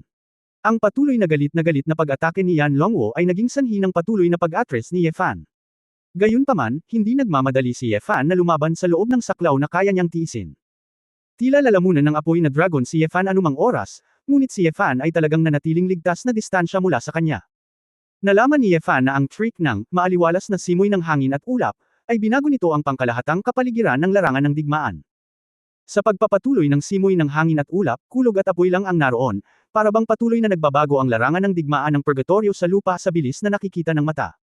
Sa lugar na ito para sa 12-dosenang milya, tulad ng isang meteor crater, ang mga halaman ay patuloy na lumalaki. Mga damo, puno, bulaklak. Ang mga ulap ng ulan ay nagsimulang lumutang sa kalangitan, at nagsimulang bumagsak ang nectar. Ang naglalagablab na init ng lupa ay nawala, at ang lugar ay naging maganda. Bagamat nasusunog pa rin ang kangyan ni Ye Xuanguang, hindi ito nakaapekto sa pagpapabuti ng kapaligiran dito ni Qingfeng Liuyon. Ang lahat ng ito ay dahil sa kapangyarihan ni Aoki na nakuha ni Ye Xuanguang mula sa langit at lupa. Nakakita si Ye Fan ng magic ng halaman, na makapagpapalaki ng mga halaman ng mabilis. Gayunpaman, ang gayong himala ng paggawa ng isang kaparangan sa isang kagubatan sa isang kisap mata ay hindi pa nakikita. Sa mga tuntunin ng magic ng halaman, si Qinglong ay mas malakas kaysa sa isang salamangkero. Ang kapangyarihan ni Aoki ay tila tumutugma sa buhay, at ang enerhiya ng paglago ng lahat ng buhay ay maaaring makuha mula sa kapangyarihan ni Aoki. At marami pang iba. Isang ideya ang biglang pumasok sa isip ni Ye Fan. Hanggat naabot ang linya ng dugo ng Qinglong, dapat niyang maunawaan ang mga batas ng eroplano. Gayunpaman, ano ang batas ng Qinglong bloodline? Malabo kaya? Dati, ang narinig at nakita ko ay ang Qinglong ay katumbas ng isang powerhouse ng eroplano. Tila ang lahat ay napaka-natural, at walang karagdagang pag-aaral. Pag-isipan mong mabuti, ano ba ang bloodline na tinatawag na batas? Ngayong naiisip ko ito, ang batas ng eroplano ng linya ng dugo ng Qinglong ay hindi ang kapangyarihan ng Qinglong na maaaring gamitin ng reyna ng Qinglong. Bago ang 7 kapigatian, maaaring gamitin ni Qinglong ang kapangyarihan ng 6 na linya ng dugo. Kang Yan, Tianfeng, Qingmo, Dadi, Xuanbing at Shenlei. Dahil maraming mga bloodline ng clan ang may ilang kakayahan na kontrolin ang apoy, tubig, kulog, lupa, at iba pa. Ang dugo ng pamilya Shenlang bago ang Qinglong ay maaari ding gumamit ng apoy, kulog, tubig at iba pang kakayahan. Sa makatuwid, tila hindi iniisip ng lahat na may espesyal sa 6 na kapangyarihang ito ng bloodline ng Asher Dragon. Dragon. Parang mas dumami na lang ang attack method, at lumakas ang bloodline. Pero sa totoo lang, halimbawa, ang kapangyarihan ni Aoki ay mukhang isang batas ng buhay ngayon. Hindi ba't isang himala ng buhay ang magagawang baguhin ang purgatorio sa isang oasis sa isang iglap? Mula sa pananaw ni Ye Fan, baliwala lang na ibigay ang patuloy na lakas sa pakikipaglaban ni Ye Xuanguang. Tumingin sa iba pang 5. Bilang karagdagan sa mga pangunahing katangian ng 5 elemento na nauugnay sa mga elemento, sinasagisag din ito ang mga batas ng iba pang mga eroplano. Kang Yan, ang enerhiya na inilabas mula sa mga particle ay bumubuo ng napakataas na temperatura, na mas katulad ng isang pagsabog. Ang hangin sa kalangitan, na nagpapaikot sa hangin, ay isang uri ng daloy. Sa lupa, hindi mabilang na mga sangkap ang pinagsama-sama, tulad ng isang uri ng fusion. Ang Xuanbing, hindi na kailangang sabihin, ay isang uri ng nagyayelo. Shenlei, ang lahat ay nagiging kawalan, tulad ng isang uri ng paglilinis. Sa pag-iisip tungkol dito ng mabuti, ang 6 na kapangyarihan ng dugo na ito, bilang karagdagan sa pagsang-ayon sa 5 elemento, ay karaniwang naaayon din sa pag-ikot ng universo. Biglang naisip ni Ye Fan ang kanyang sariling pamamaraan ng araw-araw na may tubig. Ang mga pamamaraan ng paglilinang dito, bilang karagdagan sa pangkalahatang balangkas, ay pinalawak sa 8 mga formula na naaayon sa Foxy Bagua. Foxy Bagua, Gan, Kun, Zin, Zon, Kan, Li, Gen, Gui. Kinakatawan nila ang langit, lupa, kulog, hangin, tubig, apoy, bundok, at lawa ayon sa pagkakabanggit. Ang tsismis na ito ay naglalaman ng mga pagbabago ng langit at lupa, ang kalikasan ng katigasan at lambot, at pinagsasama ang mga polaridad ng yin at yang, at ang mga batas ng buhay ng lahat ng bagay sa universo. Mayroong 5 elemento sa tsismis, at ang 6 na kakayahan ng bloodline ng Qinglong ay naglalaman din ng 5 elemento. Kung titingnan ito sa ganitong paraan, tila ang kapangyarihan ng Qinglong bloodline ay hindi pare-pareho sa tsismis. Sa isip ni Ye Fan, tila may picture scroll na patuloy na naglalaro. Isang baog na mundo, walang buhay. Biglang isang araw, sa lupa, isang volcanic lava ang sumabog. Ang init ay nagiging sanhi ng pagsingaw ng tubig, na lumilikha ng mga ulap, at ulan. Kulog at kidlat, hangin at ulan. Ang buhay ay unti-unting ipinanganak. Ang baog na mundo ay unti-unting puno ng sigla. Hanggang isang araw, pinalamig ng glacier ang lahat. Ang lahat ay nawasak muli, at kapag ito ay pumasok sa susunod na reincarnation. Lahat ng bagay sa mundo ay umiikot at umiikot. Hindi malinaw, pakiramdam ni Ye Fan na ang konsepto ng tubig mula sa langit ay maaaring umalangaw sa kapangyarihan ng Qinglong. Naging ligaw ang mga iniisip ni Ye Fan, at mabilis niyang naisip ang kapangyarihang kinakatawan ng 3 kapigatian pagkatapos ng Qinglong. 7 pagnanakaw, espasyo. 8 robbery, oras. 9 na kapigatian, paglikha. Kung iisipin mo ang unang 6 na enerhiya bilang isang mundo na nagpapatuloy at patuloy. Halimbawa, sa isang planeta, henerasyon pagkatapos ng henerasyon, ang mga sibilisasyon ay patuloy na umuusbong at sumisira. Pagkatapos, ang espasyo ay ang batayan para sa planeta na maiimbak. Panahon ang batayan para mangyari ang lahat ng ito. Paglikha. Ipinapaliwanag nito kung bakit umiiral ang lahat ng ito. Ito ay gayon. Nakakasilaw si Ye Fan. Ang Azure Dragon Realm ay kumakatawan sa 9 na batas ng mga eroplano. Ang 9 na batas na ito ang susi sa pag-unlock ng katotohanan sa likod ng eroplano. 9 na batas, lahat-lahat. Hindi. Upang maging eksakto, ito ang pinagmulan ng Vientiane. Kaya nga, nanlaki ang mga mata ni Ye Fan. Naiintindihan niya kung bakit ang mga batas ng Qinglong bloodline ay napakakomplikado at mahirap maunawaan ng mabilis. Kung ang mga batas na ito ay ang mga pangunahing batas na bumubuo sa eroplano mula sa simula, tiyak na magiging komplikado ito. Ang impormasyong naglalaman ng mga ito ay kung bakit umiiral ang buong eroplano at kung paano ito gumagana. Natural, ito ay magiging mas komplikado kaysa sa iba pang mga batas ng eroplano ni Ye Fan. Ngunit muli, biglang naramdaman ni Ye Fan na ang kanyang layunin sa Emperor-level na sword, o sa madaling salita, ang ilang mga artistikong konsepto sa antas ng emperador na kanyang nakatagpo. Tila medyo hindi makatwiran. Isang banayad na pakiramdam ng salungatan na hindi mailarawan ni Ye Fan ng detalyado. Pakiramdam ko, ang batas sa antas ng emperador ay tila isang pag-iral sa labas ng sentido komun ng batas ng eroplano. Hindi kaya. Ang mahiwagang pakiramdam na ito ang dahilan kung bakit bihira ang mga batas sa antas ng emperador. Hayaan mo na ang namamagitang kaisipang ito. Nagpatuloy si Ye Fan sa pagtutok sa labanan kasama si Ye Xuanguang sa harapan niya. Before they knew it, matagal nang nag-aaway ang dalawa. Mukhang gusto din ni Ye Xuanguang na ubusin ang pisikal na lakas ni Ye Fan, at hindi nagmamadaling baguhin ang kanyang mga galaw. Patuloy na sugpuin gamit ang Dragon Fist, at paminsan-minsan ay gamitin ang Divine Thunder para sorpresahin. Masaya rin si Ye Fan na maubos, nakakapaglaro siya habang iniisip ito. Kung tama ang aking paghatol, ang batas ng Qinglong ay karaniwang naaayon sa prinsipyo ng Chen Shengshui. Kung gayon, maaari kong pagsamahin ang formula ng Chen Shui upang pag-aralan ang kapangyarihan ng Qinglong, na magiging mas maginhawa para sa aking sarili na maunawaan at matandaan. Si Ye Fan ay may kapritsyo, tulad ng isang bulag na memorya, mas mahusay na maghanap ng isang paraan ng pagsasanay na may pangunahing linya upang maihambing.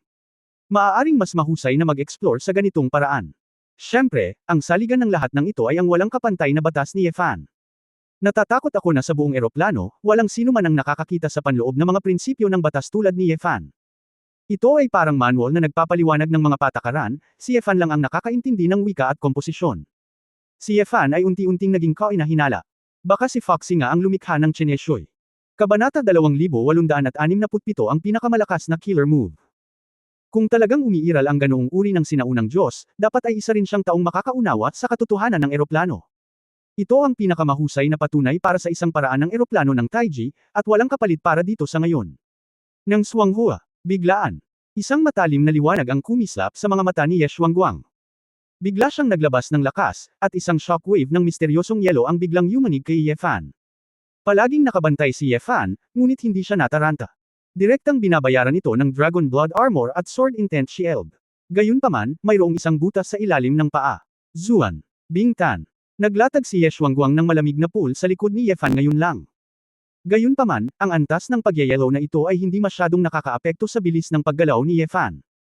Hindi niya namamalaya na lumakad na may espada at gumala sa dragon, gustong umalis sa malamig na pool na ito. Ngunit sundin ng mabuti at makitang may mali. Sinampal ito ni Ye Xuanguang gamit ang isang palad, at ang isang asul na dragon ay naging asul na apoy, umuungal ng galit na galit. Napapaligiran ng kapangyarihan ng langit, tulad ng isang spiral hurricane, sumipol ito patungo sa direksyon ni Ye Fan. Dragon Roar. Ang kombinasyon ng Kangyan at Chanji Dragon Crossbow. Palakasin ang kapangyarihan ng Dragon Crossbow, at may kasama itong mental attack. Ang depekto ay hindi ito mapapaputok ng tuloy-tuloy. Gayunpaman, ang hakbang na ito ay isang hula. Si Ye Fan ay kumbinsido na ang paglipat ni Ye Xuanguang ay tiyak na isang hula. Ibinuka pa lang niya ang kanyang mga paa, at nailabas na ito ni Ye Xuanguang. Halatang kumbinsido siya na si Ye Fan ang nasa ganitong posisyon. Naintindihan na ni Ye Fan. Ang Ye Xuanguang na ito ay hindi lamang kumakain sa kanya, ngunit tahimik ding nagre-record ng mga galaw ni Ye Fan. Upang maging tumpak, sinasadya ni Ye Xuanguang si Ye Fan, at umiiwas ayon sa ilang partikular na posisyon. Sinusubukang alalahanin ni Ye Fan, ginagamit din ni Ye Xuanguang ang kanyang utak. Gayunpaman, kung ang nakaraang Ye-Fan ay tiyak na matanto ito. Ngunit ngayon, dahil nakatutok si Ye-Fan sa pag-aaral ng kapangyarihan ng Azure Dragon, nakalimutan niyang kailangan niyang patuloy na baguhin ang bilang ng mga laban sa panahon ng labanan. Kaya't si Ye-Fan ay nahuli sa sandaling ito. Hindi maiiwasan. Makakalaban lang. Roar! Ang katawan ni Ye-Fan ay tinamaan ng dagandong ng dragon, at naramdaman niyang namamaga ang kanyang mga daluyan ng dugo at nasunog ang kanyang balat. Ang asul na apoy ng Four Tribulations Azure Dragon ay magkakaroon ng epektong nasusunog sa buto. Sa sandaling mahawakan nito ang balat, mag-drill ito sa mga buto na nagpapahirap sa pagbalot sa paligid. Okay lang na makapasok si Kang Yan sa katawan, mapipilit ni Ye-Fan na palabasan ito sa katawan. Nakaramdam si Ye-Fan ng namumuong ulo. Matagal na siyang hindi na-trauma sa mental attack.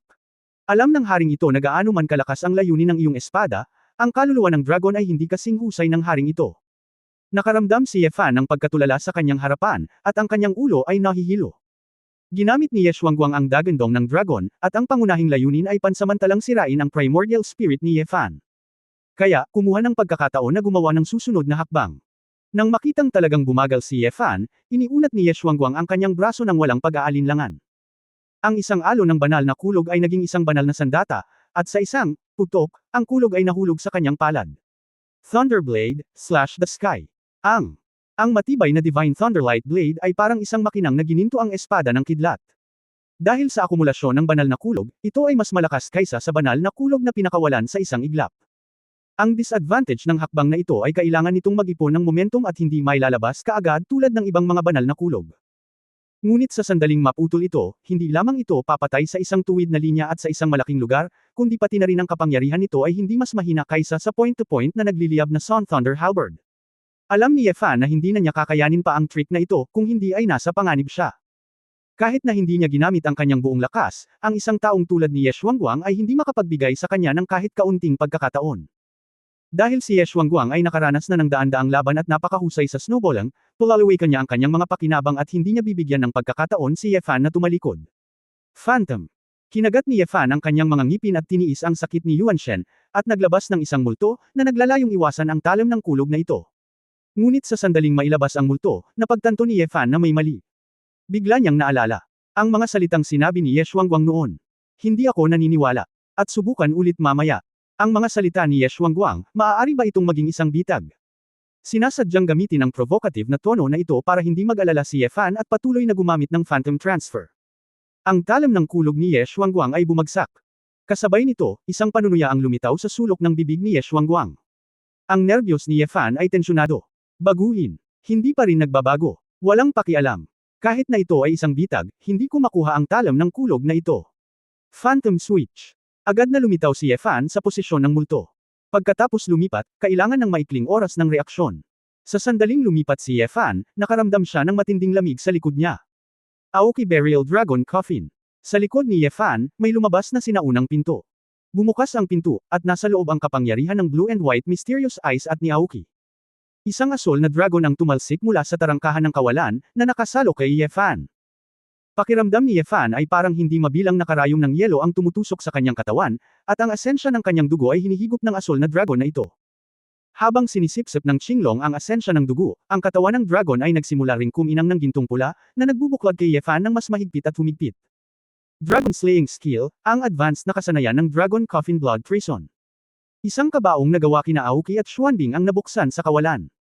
Matapos mabuhol ang kalaban, dobleng suntok ang ibibigay nito sa diwa at pagsuso ng dugo, at makukulong sa kabaong, nagyelo. Nagngangalit si Ye-Fan at napagtanto na sa simula pa lang, ang layunin ni Ye Xuanguang ay pilitin siyang gumamit ng mga multo. Kung ikukumpara sa paglock sa katawan ni Ye-Fan, mas madaling direktang eye-lock ang Phantom. Kahit ano pa ang multo, wala itong katawan na mabilis mag-react. At sa antas na ito ng kompetisyon, ang pagiging medyo mabagal ay nakamamatay. Si Ye Xuanguang ay katumbas ng paghihintay sa kuneho, at inihagis ang Aoki Dragon Burial Coffin sa likod mismo ng multo. Sa sandaling lumingon si Ye-Fan, siya ay direktang nataman. Ang interlocking schemang, ang mahusay na koneksyon ng dumadaloy na ulap at umaagos na tubig, nang walang anumang mga bahid. Sa mga tuntunin ng psikolohikal na pakikidigma, mga kasanayan, at paghuhusga sa oras, hindi sapat ang kaunti upang makumplito ang seryeng ito ng mga operasyon. Kahit na si Ye-Fan ay nasa matinding sakit sa sandaling ito, hinangaan niya ang kalaban na ito mula sa kaibuturan ng kanyang puso. Sword God. Bagamat hindi alam ng haring ito, ano ang sinusubukan mong gawin? Gayunpaman, babayaran mo ang halaga para sa iyong minamaliit na kaaway. Ang totoong powerhouse ay hindi ang may pinakamataas na lakas sa pakikipaglaban, ngunit ang may huling tawa. Sa sandaling bumagsak ang boses ni Ye Xuanguang, ang Dragon Burial Coffin ay isinara. Isang malaki at marilag na berdeng kahoy na kabaong ang agad na natabunan ng mahiwagang yelo. Naramdaman ni Ye Fan na ang kanyang buong katawan ay malapit ng mag-freeze, ngunit sa kabutihang palad siya ay nakahanda sa pag-iisip. Imposibleng gamitin ang Phantom upang lumabas muli, ang Aoki Dragon Burial Coffin ay ihihiwalay ang espiritual na kapangyarihan. Ang tanging paraan upang masira ito ay ang puwersahang sirain ang kabaong mula sa labas o mula sa loob.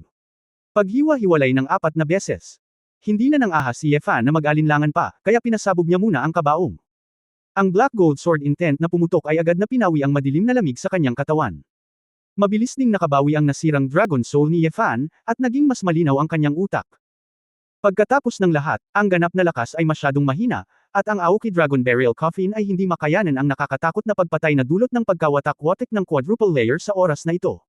Boom! Nabasag si Zuan Bing at nabasag ang kabaong. Isang bilog ng itim at gintong apoy ng galit, tulad ng isang supernova, ang nagpagulo sa 8 basura na may layuning espada. Ha! Nakahinga ng maluwag si Ye Fan, ngunit bago niya matapos ang kanyang paghinga, bigla siyang natigilan. Temperatura. Ang temperatura sa pinangyarihan ay parang bundok ng apoy. Isang asol gintong nakasisilaw na ningning, nakasisilaw sa malayo. Hindi maganda. Mahigit 100 metro ang layo, tila inaasahan ni Ye Xuanguang na pipilitin ni Ye Fan na lumabas, kaya handa na siya ng maaga. Sa oras na ito, si Ye Xuanguang ay may kaliskis ng dragon sa kanyang mukha at mga braso. Ang kapangyarihan ni Aoki ay lumakas, na ginawa ang kanyang mental na kalagayan sa pinakamahusay. Ang Kangyan sa buong katawan ay naging kulay asul na ginto na parang hibla ng buhok. Kangyan, Tianfeng, Divine Thunder, pagsabog, bilis, at ang naglilinis na kapangyarihan na nagtatapos sa lahat. Ang tatlong puwersa ay namumuo sa isang malamig na bola, na nabuo na sa kanyang harapan. Ang mga advanced na kasanayan ng Long Roar, ang gustong makita ni Ye Fan sa Black Hole, ngunit hindi niya nakita. Ang pinakamakapangyarihang ultimate move sa Asher Dragon Realm. Long Shao Jiushin. Diyos ng Espada, Palm. Namutla ang mukha ni Ye Fan, at bigla siyang nagising. Hindi pa tapos ang paglilibing ni Aoki sa kabaong ng dragon, gusto ni Ye Xuanguang na gamitin ang panahong ito ng pagpapakulong sa kanya para maghanda para sa pagpapalaya kay Long Shao Jiushin. Pagkatapos ng isang serye ng mga operasyon, ang layunin ay upang bigyan siya ng pinakamakapangyarihang hakbang na ito ng pagpatay pagkatapos ng pagpoposisyon. Ang espesyal na isolation property ng Aoki Dragon Burial Coffin ay nagpapahintulot kay Ye Fan na hindi malaman ang mga serye ng aktibidad ni Ye Xuanguang kapag siya ay nasa loob. Sa madaling salita, walang oras si Ye Fan para magbantay. Ang daya ni Long Shao Jiushin, dahil masyadong mahaba ang oras ng paghahanda, halos palamuti na ang aktwal na labanan. Walang maghihintay na gawin ka ng katangahan, at pagkatapos ay hihintayin kang tamaan. Ngunit, kung ito ay talagang pinaikli, ang bilis, saklaw, kabagsikan pagkatapos ng pagpapalaya. Natatakot ako na bago makabisado ni Qinglong ang kapangyarihan ng kalawakan, ang pinakamalakas na panghuling galaw ay walang alinlangan. Kung talagang naranasan niya ang panlilinlang na ito, nag-alinlangan si Ye Fan na ang quadruple disintegration ng kanyang sarili ay masisira sa katawan at espiritu. Dodge. Huli na para umiwas. Paglipat ng layunin ng espada. Ang tanging paraan para makatakas. Pero, di ba parang tumakas? Ang pagtakas ay katumbas ng pag-amin na natalo siya sa labanang ito. Sumimangot si Ye Fan. Hindi. Baka may choice ka. Gumawa ng desisyon si Ye Fan sa isang iglap. Ang mga mata ay naglabas ng isang dampi ng hindi mapigil na kalupitan. Sa oras na ito, ang bughaw gintong asul na apoy na binalot ng lakas ng hangin at kulog ay naging isang nakasisilaw na asul na dragon na tila sumunog sa mundo. Long Shao Jiushin. Walang pag-aalinlangan na pinakawalan ni Ye Xuanguang ang pinakamalakas na ultimate move. Gumalaw si Ye Fan. Ang itim na higanteng espada ay nasa hawakan sa simula, si Ye Fan ay hindi umatras ngunit sumulong. Sa isang hakbang, nakaharap kay Long Shao Jiushin, biglang inalis ni Ye Fan ang higanteng espada mula sa kanyang mga kamay. Kabanata 2868 Long Shao Jiushin. Sa mga kamay ni Ye Fan sa simula, umuungal ang tunog ng mga tigre at dragon. Sa sandaling nahati ang espada, nayanig ang espasyo ng eroplano ng Taixi. Dawn. Morning Glory. Ika-14. Ang. Bumagsak ang espada, at isang itim na gintong ripple ang nakuha mula sa dulo ng espada. Ang sinulid na sutla na tila hindi maihahambing na mislan ay isang manifestasyon ng pag-ipit ni Ye Fan sa layunin ng espada hanggang sa sukdulan. Kaagad, ang mundo ay malungkot. Tulad ng isang madilim na araw ng impyerno na tumatakip sa lupa. Ang Black Golden Blade na kasing ninipis ng pakpak ng cicada ay parang Black Lotus Petal na namumukadkad. Ika-14 na layer, na halos kung ano ang magagawa ni Ye Fan ngayon, nang hindi sinasaktan ang kanyang sarili, ang limitasyon ng bilang ng mga layer ng disintegration ay inilabas. Oo, ang pinili ni Ye Fan ay hindi ang pag-iwas, kundi ang pag-atake. Nalilito talaga ako. Nakalimutan pa niya na ang mapangwasak na kapangyarihan sa kanyang harapan ay simpleng pagdurog kay Ye Xuanguang. Sa estado ng pagkawatak-watik ng ika-4 na antas at pagkawatak-watik ng ikalawang antas ng layunin ng espada, si Ye Xuanguang, ang kanyang sariling layunin sa espada, ay hindi na ito makayanan. Kahit na ito ay si Long Xiao Jiushan, hanggat ginagamit niya ang panlabas na paglabas upang maghiwa-hiwalay, siya ay magiging matigas sa harapan. Gaano man kalakas ang galaw ni Long Xiao Jiushan, hindi pa ba sapat na paghiwa-hiwalayan ang sarili ng higit sa 100 beses? Walang basehan lang. Ano ang iniisip mo kanina? Ang dahilan ay ang pagkakabit ng poster ni Ye Xuanguang, na parang kontrolado ang lahat, halos nalinlang si Ye Fan. Nang bumalik ako sa aking katinuan, napagtanto ko na hindi ako nagpanik. Sa puso ni Ye Fan, may nakakapanghinayang at nakakainis na ngiti. Ito na siguro ang tinatawag na momentum para ma-overwhelm ang kalaban. Sa sandaling ito, ang asul na gintong dragon ay naputol mula sa ulo ng dragon na parang scalpel. Ang ika-14 na patong ng liwanag ng umaga ay inilabas ng patayo, ang itim na gintong talam ng liwanag na hugis pamaypay, ay puwersa ang ipinasok sa katawan ng asul gintong higanteng dragon na ito. Mula sa malayo, ang asul na gintong dragon ay umuungol sa loob ng 9 na araw, tulad ng isang walang katapusang dragon, na nakahiga sa mga bundok at ilog sa libu-libong milya. Sa gitna nitong higanteng dragon, sa isang lugar, hindi man lang ito naapektuhan. Ang lugar kung saan nakatayo si Ye Fan ay naging isang santuwaryo na puwersahang binuksan ng sword intent sa mahabang kamatayang dragon na ito. Ito ba? Natigilan si Ye Xuanguang. Bagamat patuloy niyang pinakawalan si Long Xiao Jiushan, ito na ang kanyang limitasyon, at hindi na niya mapataas ang kanyang kapangyarihan. Sa kabaligtaran, nang makita niya ang Shen Hui ni Ye Fan, pilit niyang hinati ang kanyang Dragon Roar 9 Heavens. Ang Black and Gold Fan Blade na nabasag at nabasag ay nahati ang buong Blue Gold Dragon sa dalawang puwersa. At, patungo kay Ye Xuanguang, patuloy na sumulong. Mayroong isang napakalalim na kailaliman sa lupa. Dahil ang dragon ay napunit sa dalawang bahagi, ang mga enerhiya ay magkakaugnay, at ang mga pagsabog ng taghoy ay narinig. Ang talam ng espada ay tila nalaslas sa gulugad ng dragon, na nagdulot ng tunog ng metal friction. Dahil sa mapangwasak na pamimilit na layunin ng espada, ang mga mata ni Ye Xuanguang ay puno ng takot. Sword God. Nagtago ka talaga ng napakaraming lakas sa pakikipaglaban. Ito ang tunay na kapangyarihan na makakalaban sa Demon King. Ngunit bakit? Ano ang naranasan niya na magpapabilis ng pagtaas ng kapangyarihan? Nakita ni Ye Xuanguang na malapit na siyang tagteran, kaya't hindi na lang siya nakapagpigil. Hindi na niya kayang lumaban, iba ang lakas. Ang nasabing fixed point killing move ay nabigong manalo, at ito ay magsasarili upang lumaban muli. Ang pagyuko at pagunat ay ginagawa ng isang lalaki. Tumalikod si Ye Xuanguang, direktang pinalaya si Thunder Dragon Ju Ying, at nagsimulang umatras. Nang makita ito, masama ang pakiramdam ni Ye Fan. Damn it, pinipilit ko ang sarili ko ng gusto. Takutin mo si Ye Xuanguang. Nang hahabulin na sana niya, hindi napigilan ni Ye Fan na sumimangot at tumingin sa likod. Bagamat nahati sa dalawang shockwave ang Long Xiao Jiushan, hindi ito naglaho. Kung tutusin, kontrolado na ang labanan ng dalawa kanina lang. Pagkatapos ng lahat, ang pakikipaglaban ng nag-iisa ay hindi upang sirain ang isang lungsod o isang mundo, hindi na kailangang palawakin ng labis ang saklaw ng pag-atake. Ang labis na pagkonsumo ay hindi magpapataas ng kapangyarihan, at ang mga nadagdag ay hihigit sa mga pagkalugi. Ngunit para sa paglipat ni Long Xiao Jiushan, ginawa ni Ye Xuanguang ang lahat at hindi isinasaalang-alang ang saklaw. Sa madaling salita, hindi niya makontrol ang saklaw ng hakbang na ito. Kaya't ang shockwave na nahati sa dalawa pagkatapos ng paglipat na ito ay walang katapusan sa paningin. Mula sa malayo, hanggang sa abot tanaw, dalawang nagninangas na landas ang lumitaw. Kung walang matibay na harang sa gitna, at hindi ko alam ang layo ng libu-libong milya, tinatayang magiging abo. Walang alinlangan na ang kapangyarihan ng paglipat na ito ay higit pa sa sapat upang sirain ang isang planeta tulad ng Earth. Kahit na ang Kangzhou ay malawak, ang dalawang shockwave na ito ay sisira sa isang malaking bilang ng mga lungsod, at hindi mabilang na buhay ang lilipulin. Ang lalaking ito ay talagang sabik na patayin ako, hindi man lang niya inaayos ang anggulo. Napabuntong hininga si Ye Fan, ganap na may lalabas ni Ye Xuanguang ang paglipat na ito mula sa himpapawid patungo sa lupa. Hindi ito magdudulot ng malaking pinsala. Gayunpaman, hindi ito isinasaalang-alang ni Ye Xuanguang. Ang isang bayani ay isang bayani, at hindi mahalaga sa kanya na libu-libong tao ang namamatay. Sa bagay na ito, si Ye Fan ay nahihiya sa kanyang sarili. Sa kasamaang palad, huli na para pigilan ang dalawang shockwave na ito, kaya't nakabangon lang si Ye Fan at nakahabol. Sabay-sabay. Lungsod ng Shenlong. Isang grupo ng mga pinuno ng angkan ang bumalik mula sa labas. Sunod-sunod na ring bumabalik ang mga lumikas na tao. Sa pader ng lungsod, gustong patigilan ng pinuno ng lungsod ang hangin, at ang subdirector na si Baiku at ang iba pa ay tumingin sa mga taong naglalakad papasok sa lungsod at nakaramdam sila ng emosyonal. Talagang gumawa ng hakbang ang Xuanlong Emperor, nakikita pa rin ito ng Panginoon ng lungsod, nakangiting sabi ng branch din na si Baiku. Ang Xuanlong Emperor, kahit mayabang, ay iginagalang pa rin ang aming angkan. Napakawalang prinsipyo ng Sword God, at nagkataon na may galit siya sa kanya, kaya natural na hindi siya upo, sabi ni Feng Yuzi. Sa kasamaang palad, huli na ang lahat. Sa loob ng maikling 2 araw, 2 Qinglong ang nasira. Buntong hininga. Bam-antong hininga ang elder ng Yishanlong clan. Si Zhuang Mengdai at isang grupo ng mga tao mula sa Bangkiro, at isang grupo ng mga tao mula sa pamilyang Yao, lahat ay may mga ekspresyon ng kalungkutan sa kanilang mga mukha sa sandaling ito. Sa sandaling ito, ang Sound Transmission Jade Talisman, na malapit ng huminto, ay biglang nag-react at nakatanggap ng isang agarang tawag. Ano? Longshao Jiushen. Namutla ang mukha ni Feng Yuzi, hindi makapaniwala. Anong problema? City Lord. Nagmamadaling tanong ni Baiku.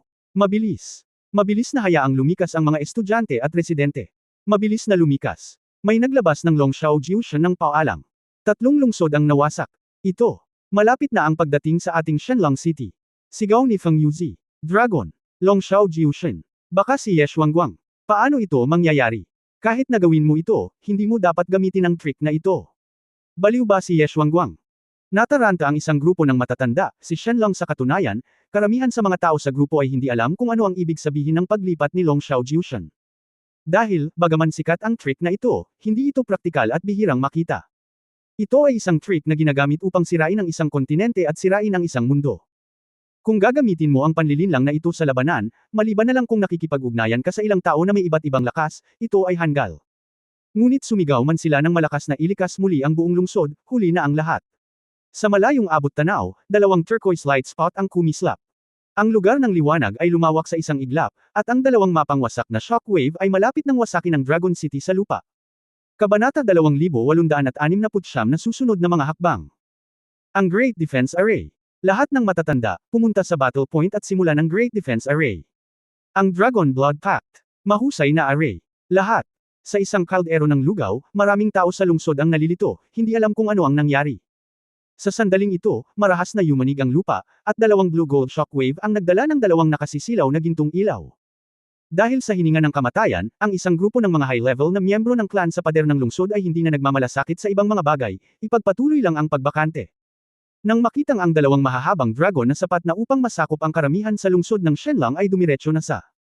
Biglang nag-freeze ang eksena sa labas ng lungsod. Sa kawalan ng ulirat, ang mga larawan sa mata ng lahat ay malabo ng ilang sandali. Pagkatapos ng isang kisap mata, ang 2 nakasplit na dragon na umuungal sa loob ng 9 na araw ay nawala. Kalmado ito, parang walang nangyari. Maling alarma. Dean. Tumawag si Baiku, bago gisingin ang lahat.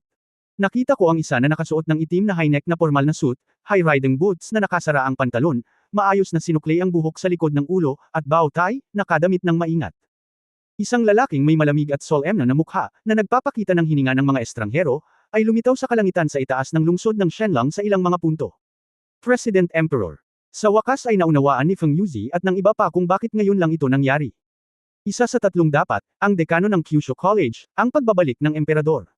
Nang lumitaw ang Panginoong ito, ang banta ni Longshao Jiushen ay inalis, kaya normal lang ito. Tuwang-tuwa ang mga mamamayan at estudyante sa lungsod. Malawak ang Kyushu, at hindi madaling makita ang 3 dapat. Mas bihira pang makitang kumikilos si Sanju. Salamat sa iyo, Dean Emperor, kung hindi ay kailangang muling itayo ang Shenlang City, at magkakaroon ng mabibigat na casualty. Ako ay sa ngalan ng mga tao sa lungsod, salamat Dean Emperor sa pagligtas sa akin. Pinangunahan ni Feng Yuzi ang isang grupo ng mga tao pasulong, na ikinulong ang kanyang mga kamao bilang pasasalamat. Hindi man lang siya nilingan ni Emperor Guisheng, nakatingin lang siya sa malayo. Ayoko lang na masira ang branch dito. Walang kinalaman sa iyo, kaya hindi mo na kailangang magpasalamat. Si Feng Yuzi at ang iba ay nagpakita ng isang mapait na ngiti, ngunit alam nilang lahat na ganito ang ugali ni Dizigi, at hindi niya iyon naramdaman. Mukhang natalo si Ye Shuangguang, mahinang sabi ng emperador. Ang mga ekspresyon ng bawat isa sa pamilya Shenlang ay nagbago ng gusto, at lahat sila ay nagpakita ng pag-aalala. Dahil sinabi ni Emperor Ziggy, malamang na ito ang kaso. Ito. Paano ito magiging mabuti? Kung gayon hindi siya papatayin ni Ye Fan, tama. Napakalupit ng anak na ito, sunod-sunod niyang pinatay ang 2 sa atin sa Azure Dragon Realm, at hiniling sa emperador na maupo sa Shenlang City para ipaghiganti ang angkan. Isang grupo ng matatanda ang nagsimulang magmakaawa. Ngumisi si Emperor Ziggy, isang bungkus ng basura, ang Sword God na iyon ay miyembro din ng Shenlong clan, ngunit gusto mo bang alisin ko siya para sa iyo? Sina Yao Zhongguo at Zhuang Biu ay parehong pinatay niya, at pareho silang walang silbi. Ang mahina kumakain ng malakas, dapat ganito, bakit kailangan mong sundan ang dalawang mahina, pero hindi mo kayang tiisin ang malakas? Dean, hindi yan ang sinabi mo. Na si Ye Fan ay kasangkot sa malaking Diablo na si Ye Junyang. Siya rin ang Diablo ay kamag-anak, tiyak na hindi natin ito panig. Damn! Direktang pinutol ni Di Ziggy ang mga gustong makipagtalo. Kung buhay si Ye Junyang, ano ang silbi ng iyong pagtutol? Kung patay na si Ye Junyang, ano ang kinakatawan ng Jade Talisman na iyon? Ano ang masama sa pakikipagtulungan sa Diablo? Hindi ba ang ilan sa iyong angkan ay nakikipagkaibigan din sa mga demonyo? Dahil hindi mo magawa ang desisyon, aminin mo na mahina ka at humiga na lang sa ilalim ng masunurin. Huwag kang mag-alala, tulad ng iyong basurang hitsura, ang Sword God na iyon ay hindi man lang nag-abala na patayin ka.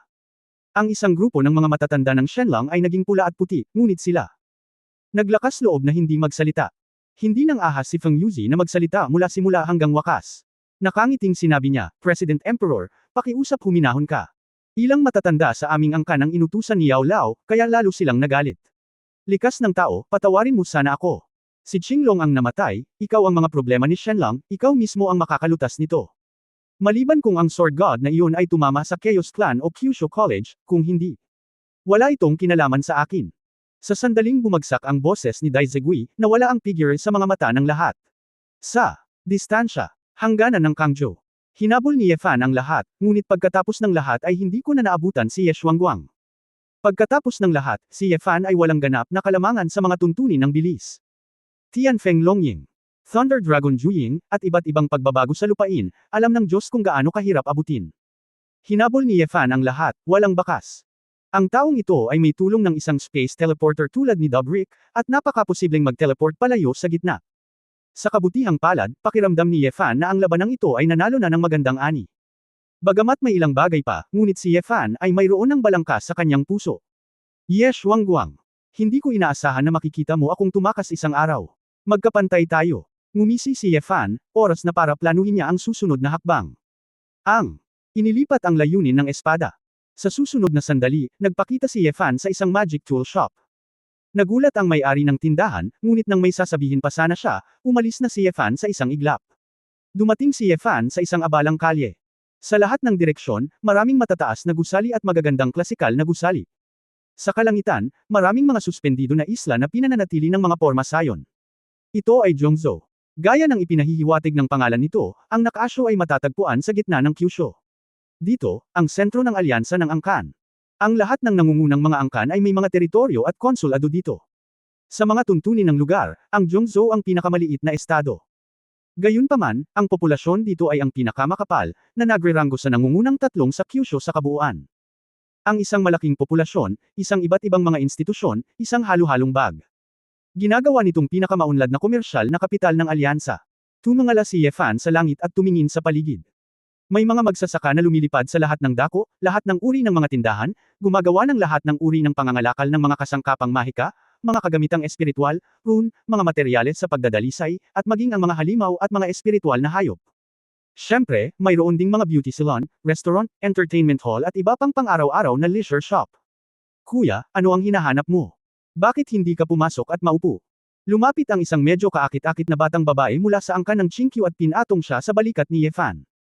Ang nakababatang kapatid na babae na si Chinkyu ay bumulong sa kanyang puso, sa pagtingin sa paligid, makikita mo na siya ay isang bumpkin ng bansa na kakapasok lang sa lungsod, at madaling magkatay ng baboy. Ang aming tindahan ay ang pinakamahusay sa Zhongzhou, maaari naming bigyang kasiyahan ang lahat ng uri ng panlasa, Chinkyu Xiaomei kumurap. Nilingon ni Ye Fan ang kanyang ulo at nakangiting nagtanong, mayroon ka bang mga pelikula sa TV dito, online media o iba pa? Ito ay komunikasyon sa masa. Ano, kuya, pwede mo bang sabihin ulit? Ang nakababatang kapatid na si Chinkyu ay naliligaw. Iyan ang uri ng bagay. Kung sasabihin mo ang isang salita, maaari mong ipaalam sa buong Kyushu na mayroong ganoong lugar, o mayroon bang paraan? Tanong ni Ye Fan. Oo, kapag nagpulong ang mga matatanda ng alyansa, iaanunsyo nila ang mga resulta sa lahat ng lungsod sa alyansa. Sa loob ng bahay ng mga matatanda, mayroong isang Feihan Magic Circle, na maaaring kumalat sa larawan at tunog sa mga pangunahing lungsod. Humajijek ang nakababatang kapatid na babae na si Chinkyu, kuya, galing ka talaga sa maliit na lugar, hindi mo ba alam? Oh, tumawa si Ye Fan, na nagligtas sa kanya ng problema. Itinaas ni Yefan ang kanyang ulo at tumingin sa mga lumulutang na isla. Ang sentro ng kapangyarihan ng alyansa ng angkan, ang matandang bahay ng alyansa kung saan nagtitipon ng mga kinatawan ng iba't ibang angkan, ay nasa pinakamalaking lumulutang na isla dito. Kuya, bakit mo itinatanong ang mga ito?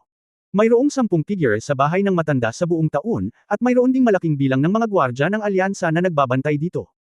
Kung nais mong bisitahin, kalimutan ito, makinig sa maliit na batang babae, pumunta sa tindahan, at ibibigay ko ito sa iyo. Ipakilala ang ilang kapatid na babae.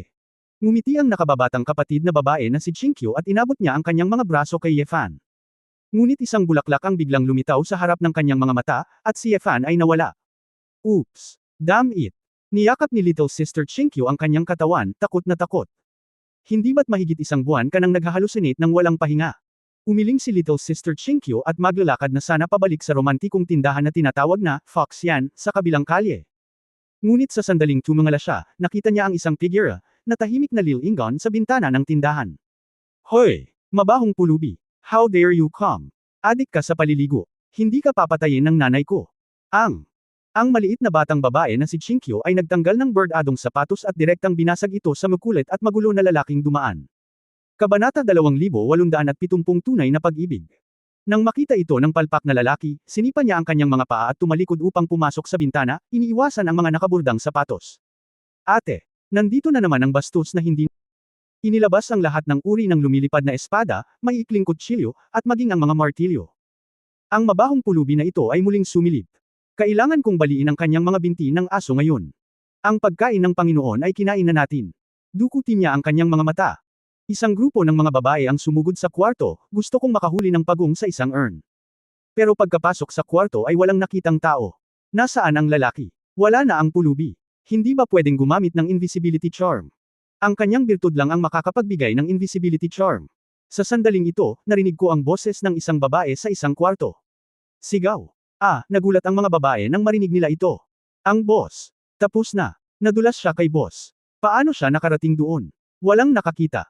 Ang isang grupo ng mga kababaihan ay hindi nag-abala sa pag-iisip tungkol sa mga tanong na ito, at nagmamadaling pumunta sa ikalawang palapag, nagmamadaling pumunta sa boss. Ang boudoir. Mimi. Maging babae ka. Hinawi ng palpak na lalaki ang kanyang mahabang buhok sa sandaling ito, na nagpapakita ng balbas na mukha. Kung titignan ang facial features, disente pa rin ito, pero palpak talaga, at simple din ang ngiti. Hawak ang isang bungkos ng mga ligaw na bulaklak sa mga bundok sa kanyang kamay, siya ay nakaluhod sa isang tuhod at umamin sa isang kalahating gulang na MILF sa malaking kama. Ang pangalan ng bulaklak ng Prepritress ay Mimi, at siya ay mula rin sa angkan ng Chinkyu. Bagamat ang lupain ng Kyushu ay mayaman sa mga mapagkukunan ng paglilinang. Ngunit sa katunayan, ang karamihan ay yaong may mahinang kakayahan sa pagtatanim. Maraming miyembro ng clan ang hindi nakapagtapos sa Kyushu Academy dahil sa kakulangan ng talento. Pagkatapos ng adulthood, kapag hindi na maitatag ang pundasyon, mahihirapang mabuhay sa clan.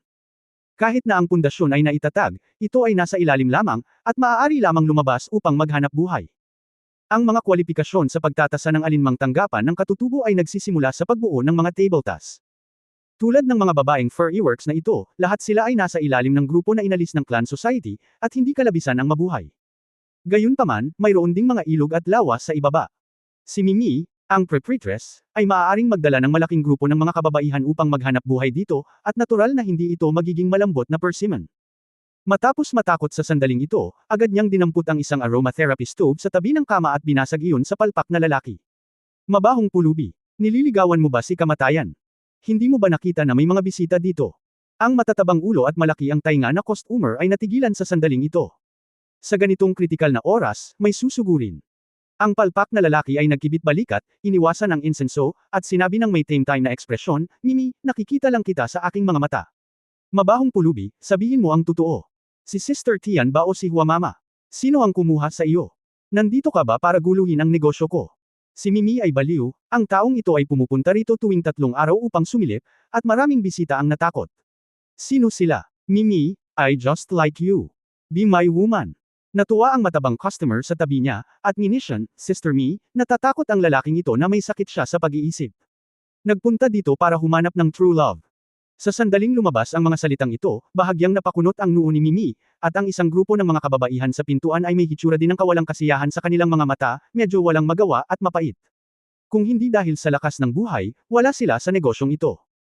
Ipinanganak sa isang angkan, syempre mayroong magagandang mapagkukunan, ngunit kung ang mga kwalifikasyon ay hindi sapat, kailangan mong pagdusahan ang mga kahihinatnan.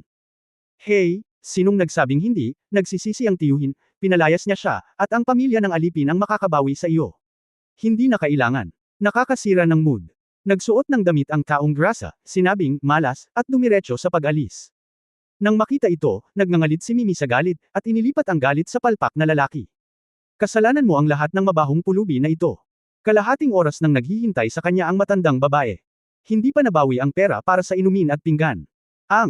Nagmamadaling sabi ng palpak na lalaki, honey, ikaw ang aking babae, ipagluluto kita, bibigyan kita naghahanap ka ng alak. Hindi mo kailangang gawin ito. Susuportahan kita. Sinusuportahan mo ako. Galit na galit si Mimi. Mayaman ka ba? Matuwid na sabi ng lalaki. Stop talking nonsense. How can you support me without money? Anong kinakain mo? Saan ka nakatira? Pagdating mo sa Jeddah, hindi mo na kailangan pang kumain o uminom. Mataas ang langit at lumilipad ang mga ibon. Magkasama tayo kung saan-saan. Saan tayo titira? Excited ang palpak na lalaki. Daan. Puchi, natuwa talaga si Mimi. Halos 200 taon na ang nakalipas, at ang matandang babae ay nagtatayo pa ng pundasyon, sabi mo na buo na ang tableta. Tuturuan kita, siguradong kaya mo. Umalis ka na. How dare you lie? Kung may kakayahan ka, pwede ka pang magmukhang ganito. Umirap si Mimi. Ang hitsura ay walang iba kundi ang balat. Ang mga damit ay walang iba kundi ang panlabas. Honey, hindi ka mababaw na babae. Sabi ng palpak na lalaki. Malamig na ngumiti si Mimi, pasensya na, pera lang ang tinatanggap ng matandang babae. Mga kapatid, arestuhin ang mabahong pulubi na ito. Isumbong mo sa punishment department at arestuhin siya. Hindi napigilan ng isang grupo ng maliliit na babae sa pintuan. Mga ate, linisin natin siya. Sa lalong madaling panahon. Bumagsak ang boses, sinuntok at sinipan na ng grupo ng mga babae ang palpak na lalaki. Gumapang ang palpak na lalaki at sumugod sa bintana. Talon na sana siya pero hinuranggan siya ni Mimi. Inilagay ng prepritress ang kanyang mga kamay sa kanyang baywang at mukhang proud. Mabahong pulubi, saan ka pupunta? Napataas ng ulo ang palpak na lalaki at nakita ang eksena sa harapan niya, mainit ang ilong, at lumabas ang dugo sa ilong. Hindi suot. Ako. Hindi alam kung sinong kapatid ang nagbigay sa kanya ng malaking martilyo sa likod ng kanyang ulo. Napamulat ng mata ang palpak na lalaki at nawalan ng malay. Gayunpaman, mayroon pa ring nasisiyahang ngiti na nakasabit sa gilid ng bibig. Isang grupo ng mga babae ang nakaramdam ng goosebumps sa buong lugar. Napakatigas ng ulo ng lalaking ito, hindi ito dumudugo. Hindi inaasahang sinabi ng batang babae na nag-iindayog ng martilyo. Hoy, Ate Mi, mukhang may gusto sa iyo ang lalaking ito, ang tanga niyang tingnan. Ngumiti siya, parang bata. Tumingkayad si Mimi, hinawi ang gulo-gulo ng buhok ng palpak na lalaki, at tahimik na nagmamasid saglit. May bakas ng pait sa kanyang mga mata, at umiling siya ng may ngiti. Anong silbi ng pagkagusto? Hindi ka mabahong pulubi. Kung ganoon, magre-report ka pa rin ba sa penalty department? Ang pagpasok sa negosyo, pakikialam sa negosyo, at ikukulong sa piitan, tama. Report, kailangan natin siyang bigyan ng memory boost. I-save ang iyong sarili sa kapritsyo. Kasabay nito, ang pinakamalaking lumulutang na isla sa kalangitan. Ang Alliance Elders Home ay nasa gitna ng malagang isla na iyon. Ang mga pumasok at lumabas sa islang iyon ay pawang mga monghe ng angkan na may magandang pananamit na dumating para magnegosyo. Nang dumating si Yefan, nalaman niya na kung mas mataas ang suspendidong isla, mas mataas ang cultivation ng mga monghe na lumabas at lumabas. Kapag pumunta ka sa tahanan ng mga matatanda, maaari kang pumasok at lumabas sa antas ng duotian, at hindi mo makita ang isang mahabang buhay. Bukod dito, ang mga mukha ng mga taong ito ay may kumpiyansa ring hitsura ng isang mataas na ranggo na maharlika. Malinaw, kung mas mataas ang lumulutang na isla, mas maraming katayuan ang mayroon sila. Mukhang, nasaan man ito, may malinaw na hierarchy. Bumulong si Yefan at lumipad papunta sa tahanan ng mga matatanda. Mula sa malayo, daan-daang watawat ang aking natatanaw sa hangin. Ang mga totem ng iba't ibang angkan ay makikita sa mga watawat. At kung mas maraming pangunahing lugar, mas mataas at mas malaki ang bandila, na nangangahulugang ang kasalukuyang katayuan sa angkan. Sa pinakamataas na posisyon, 9 na bandila ang nakatanim.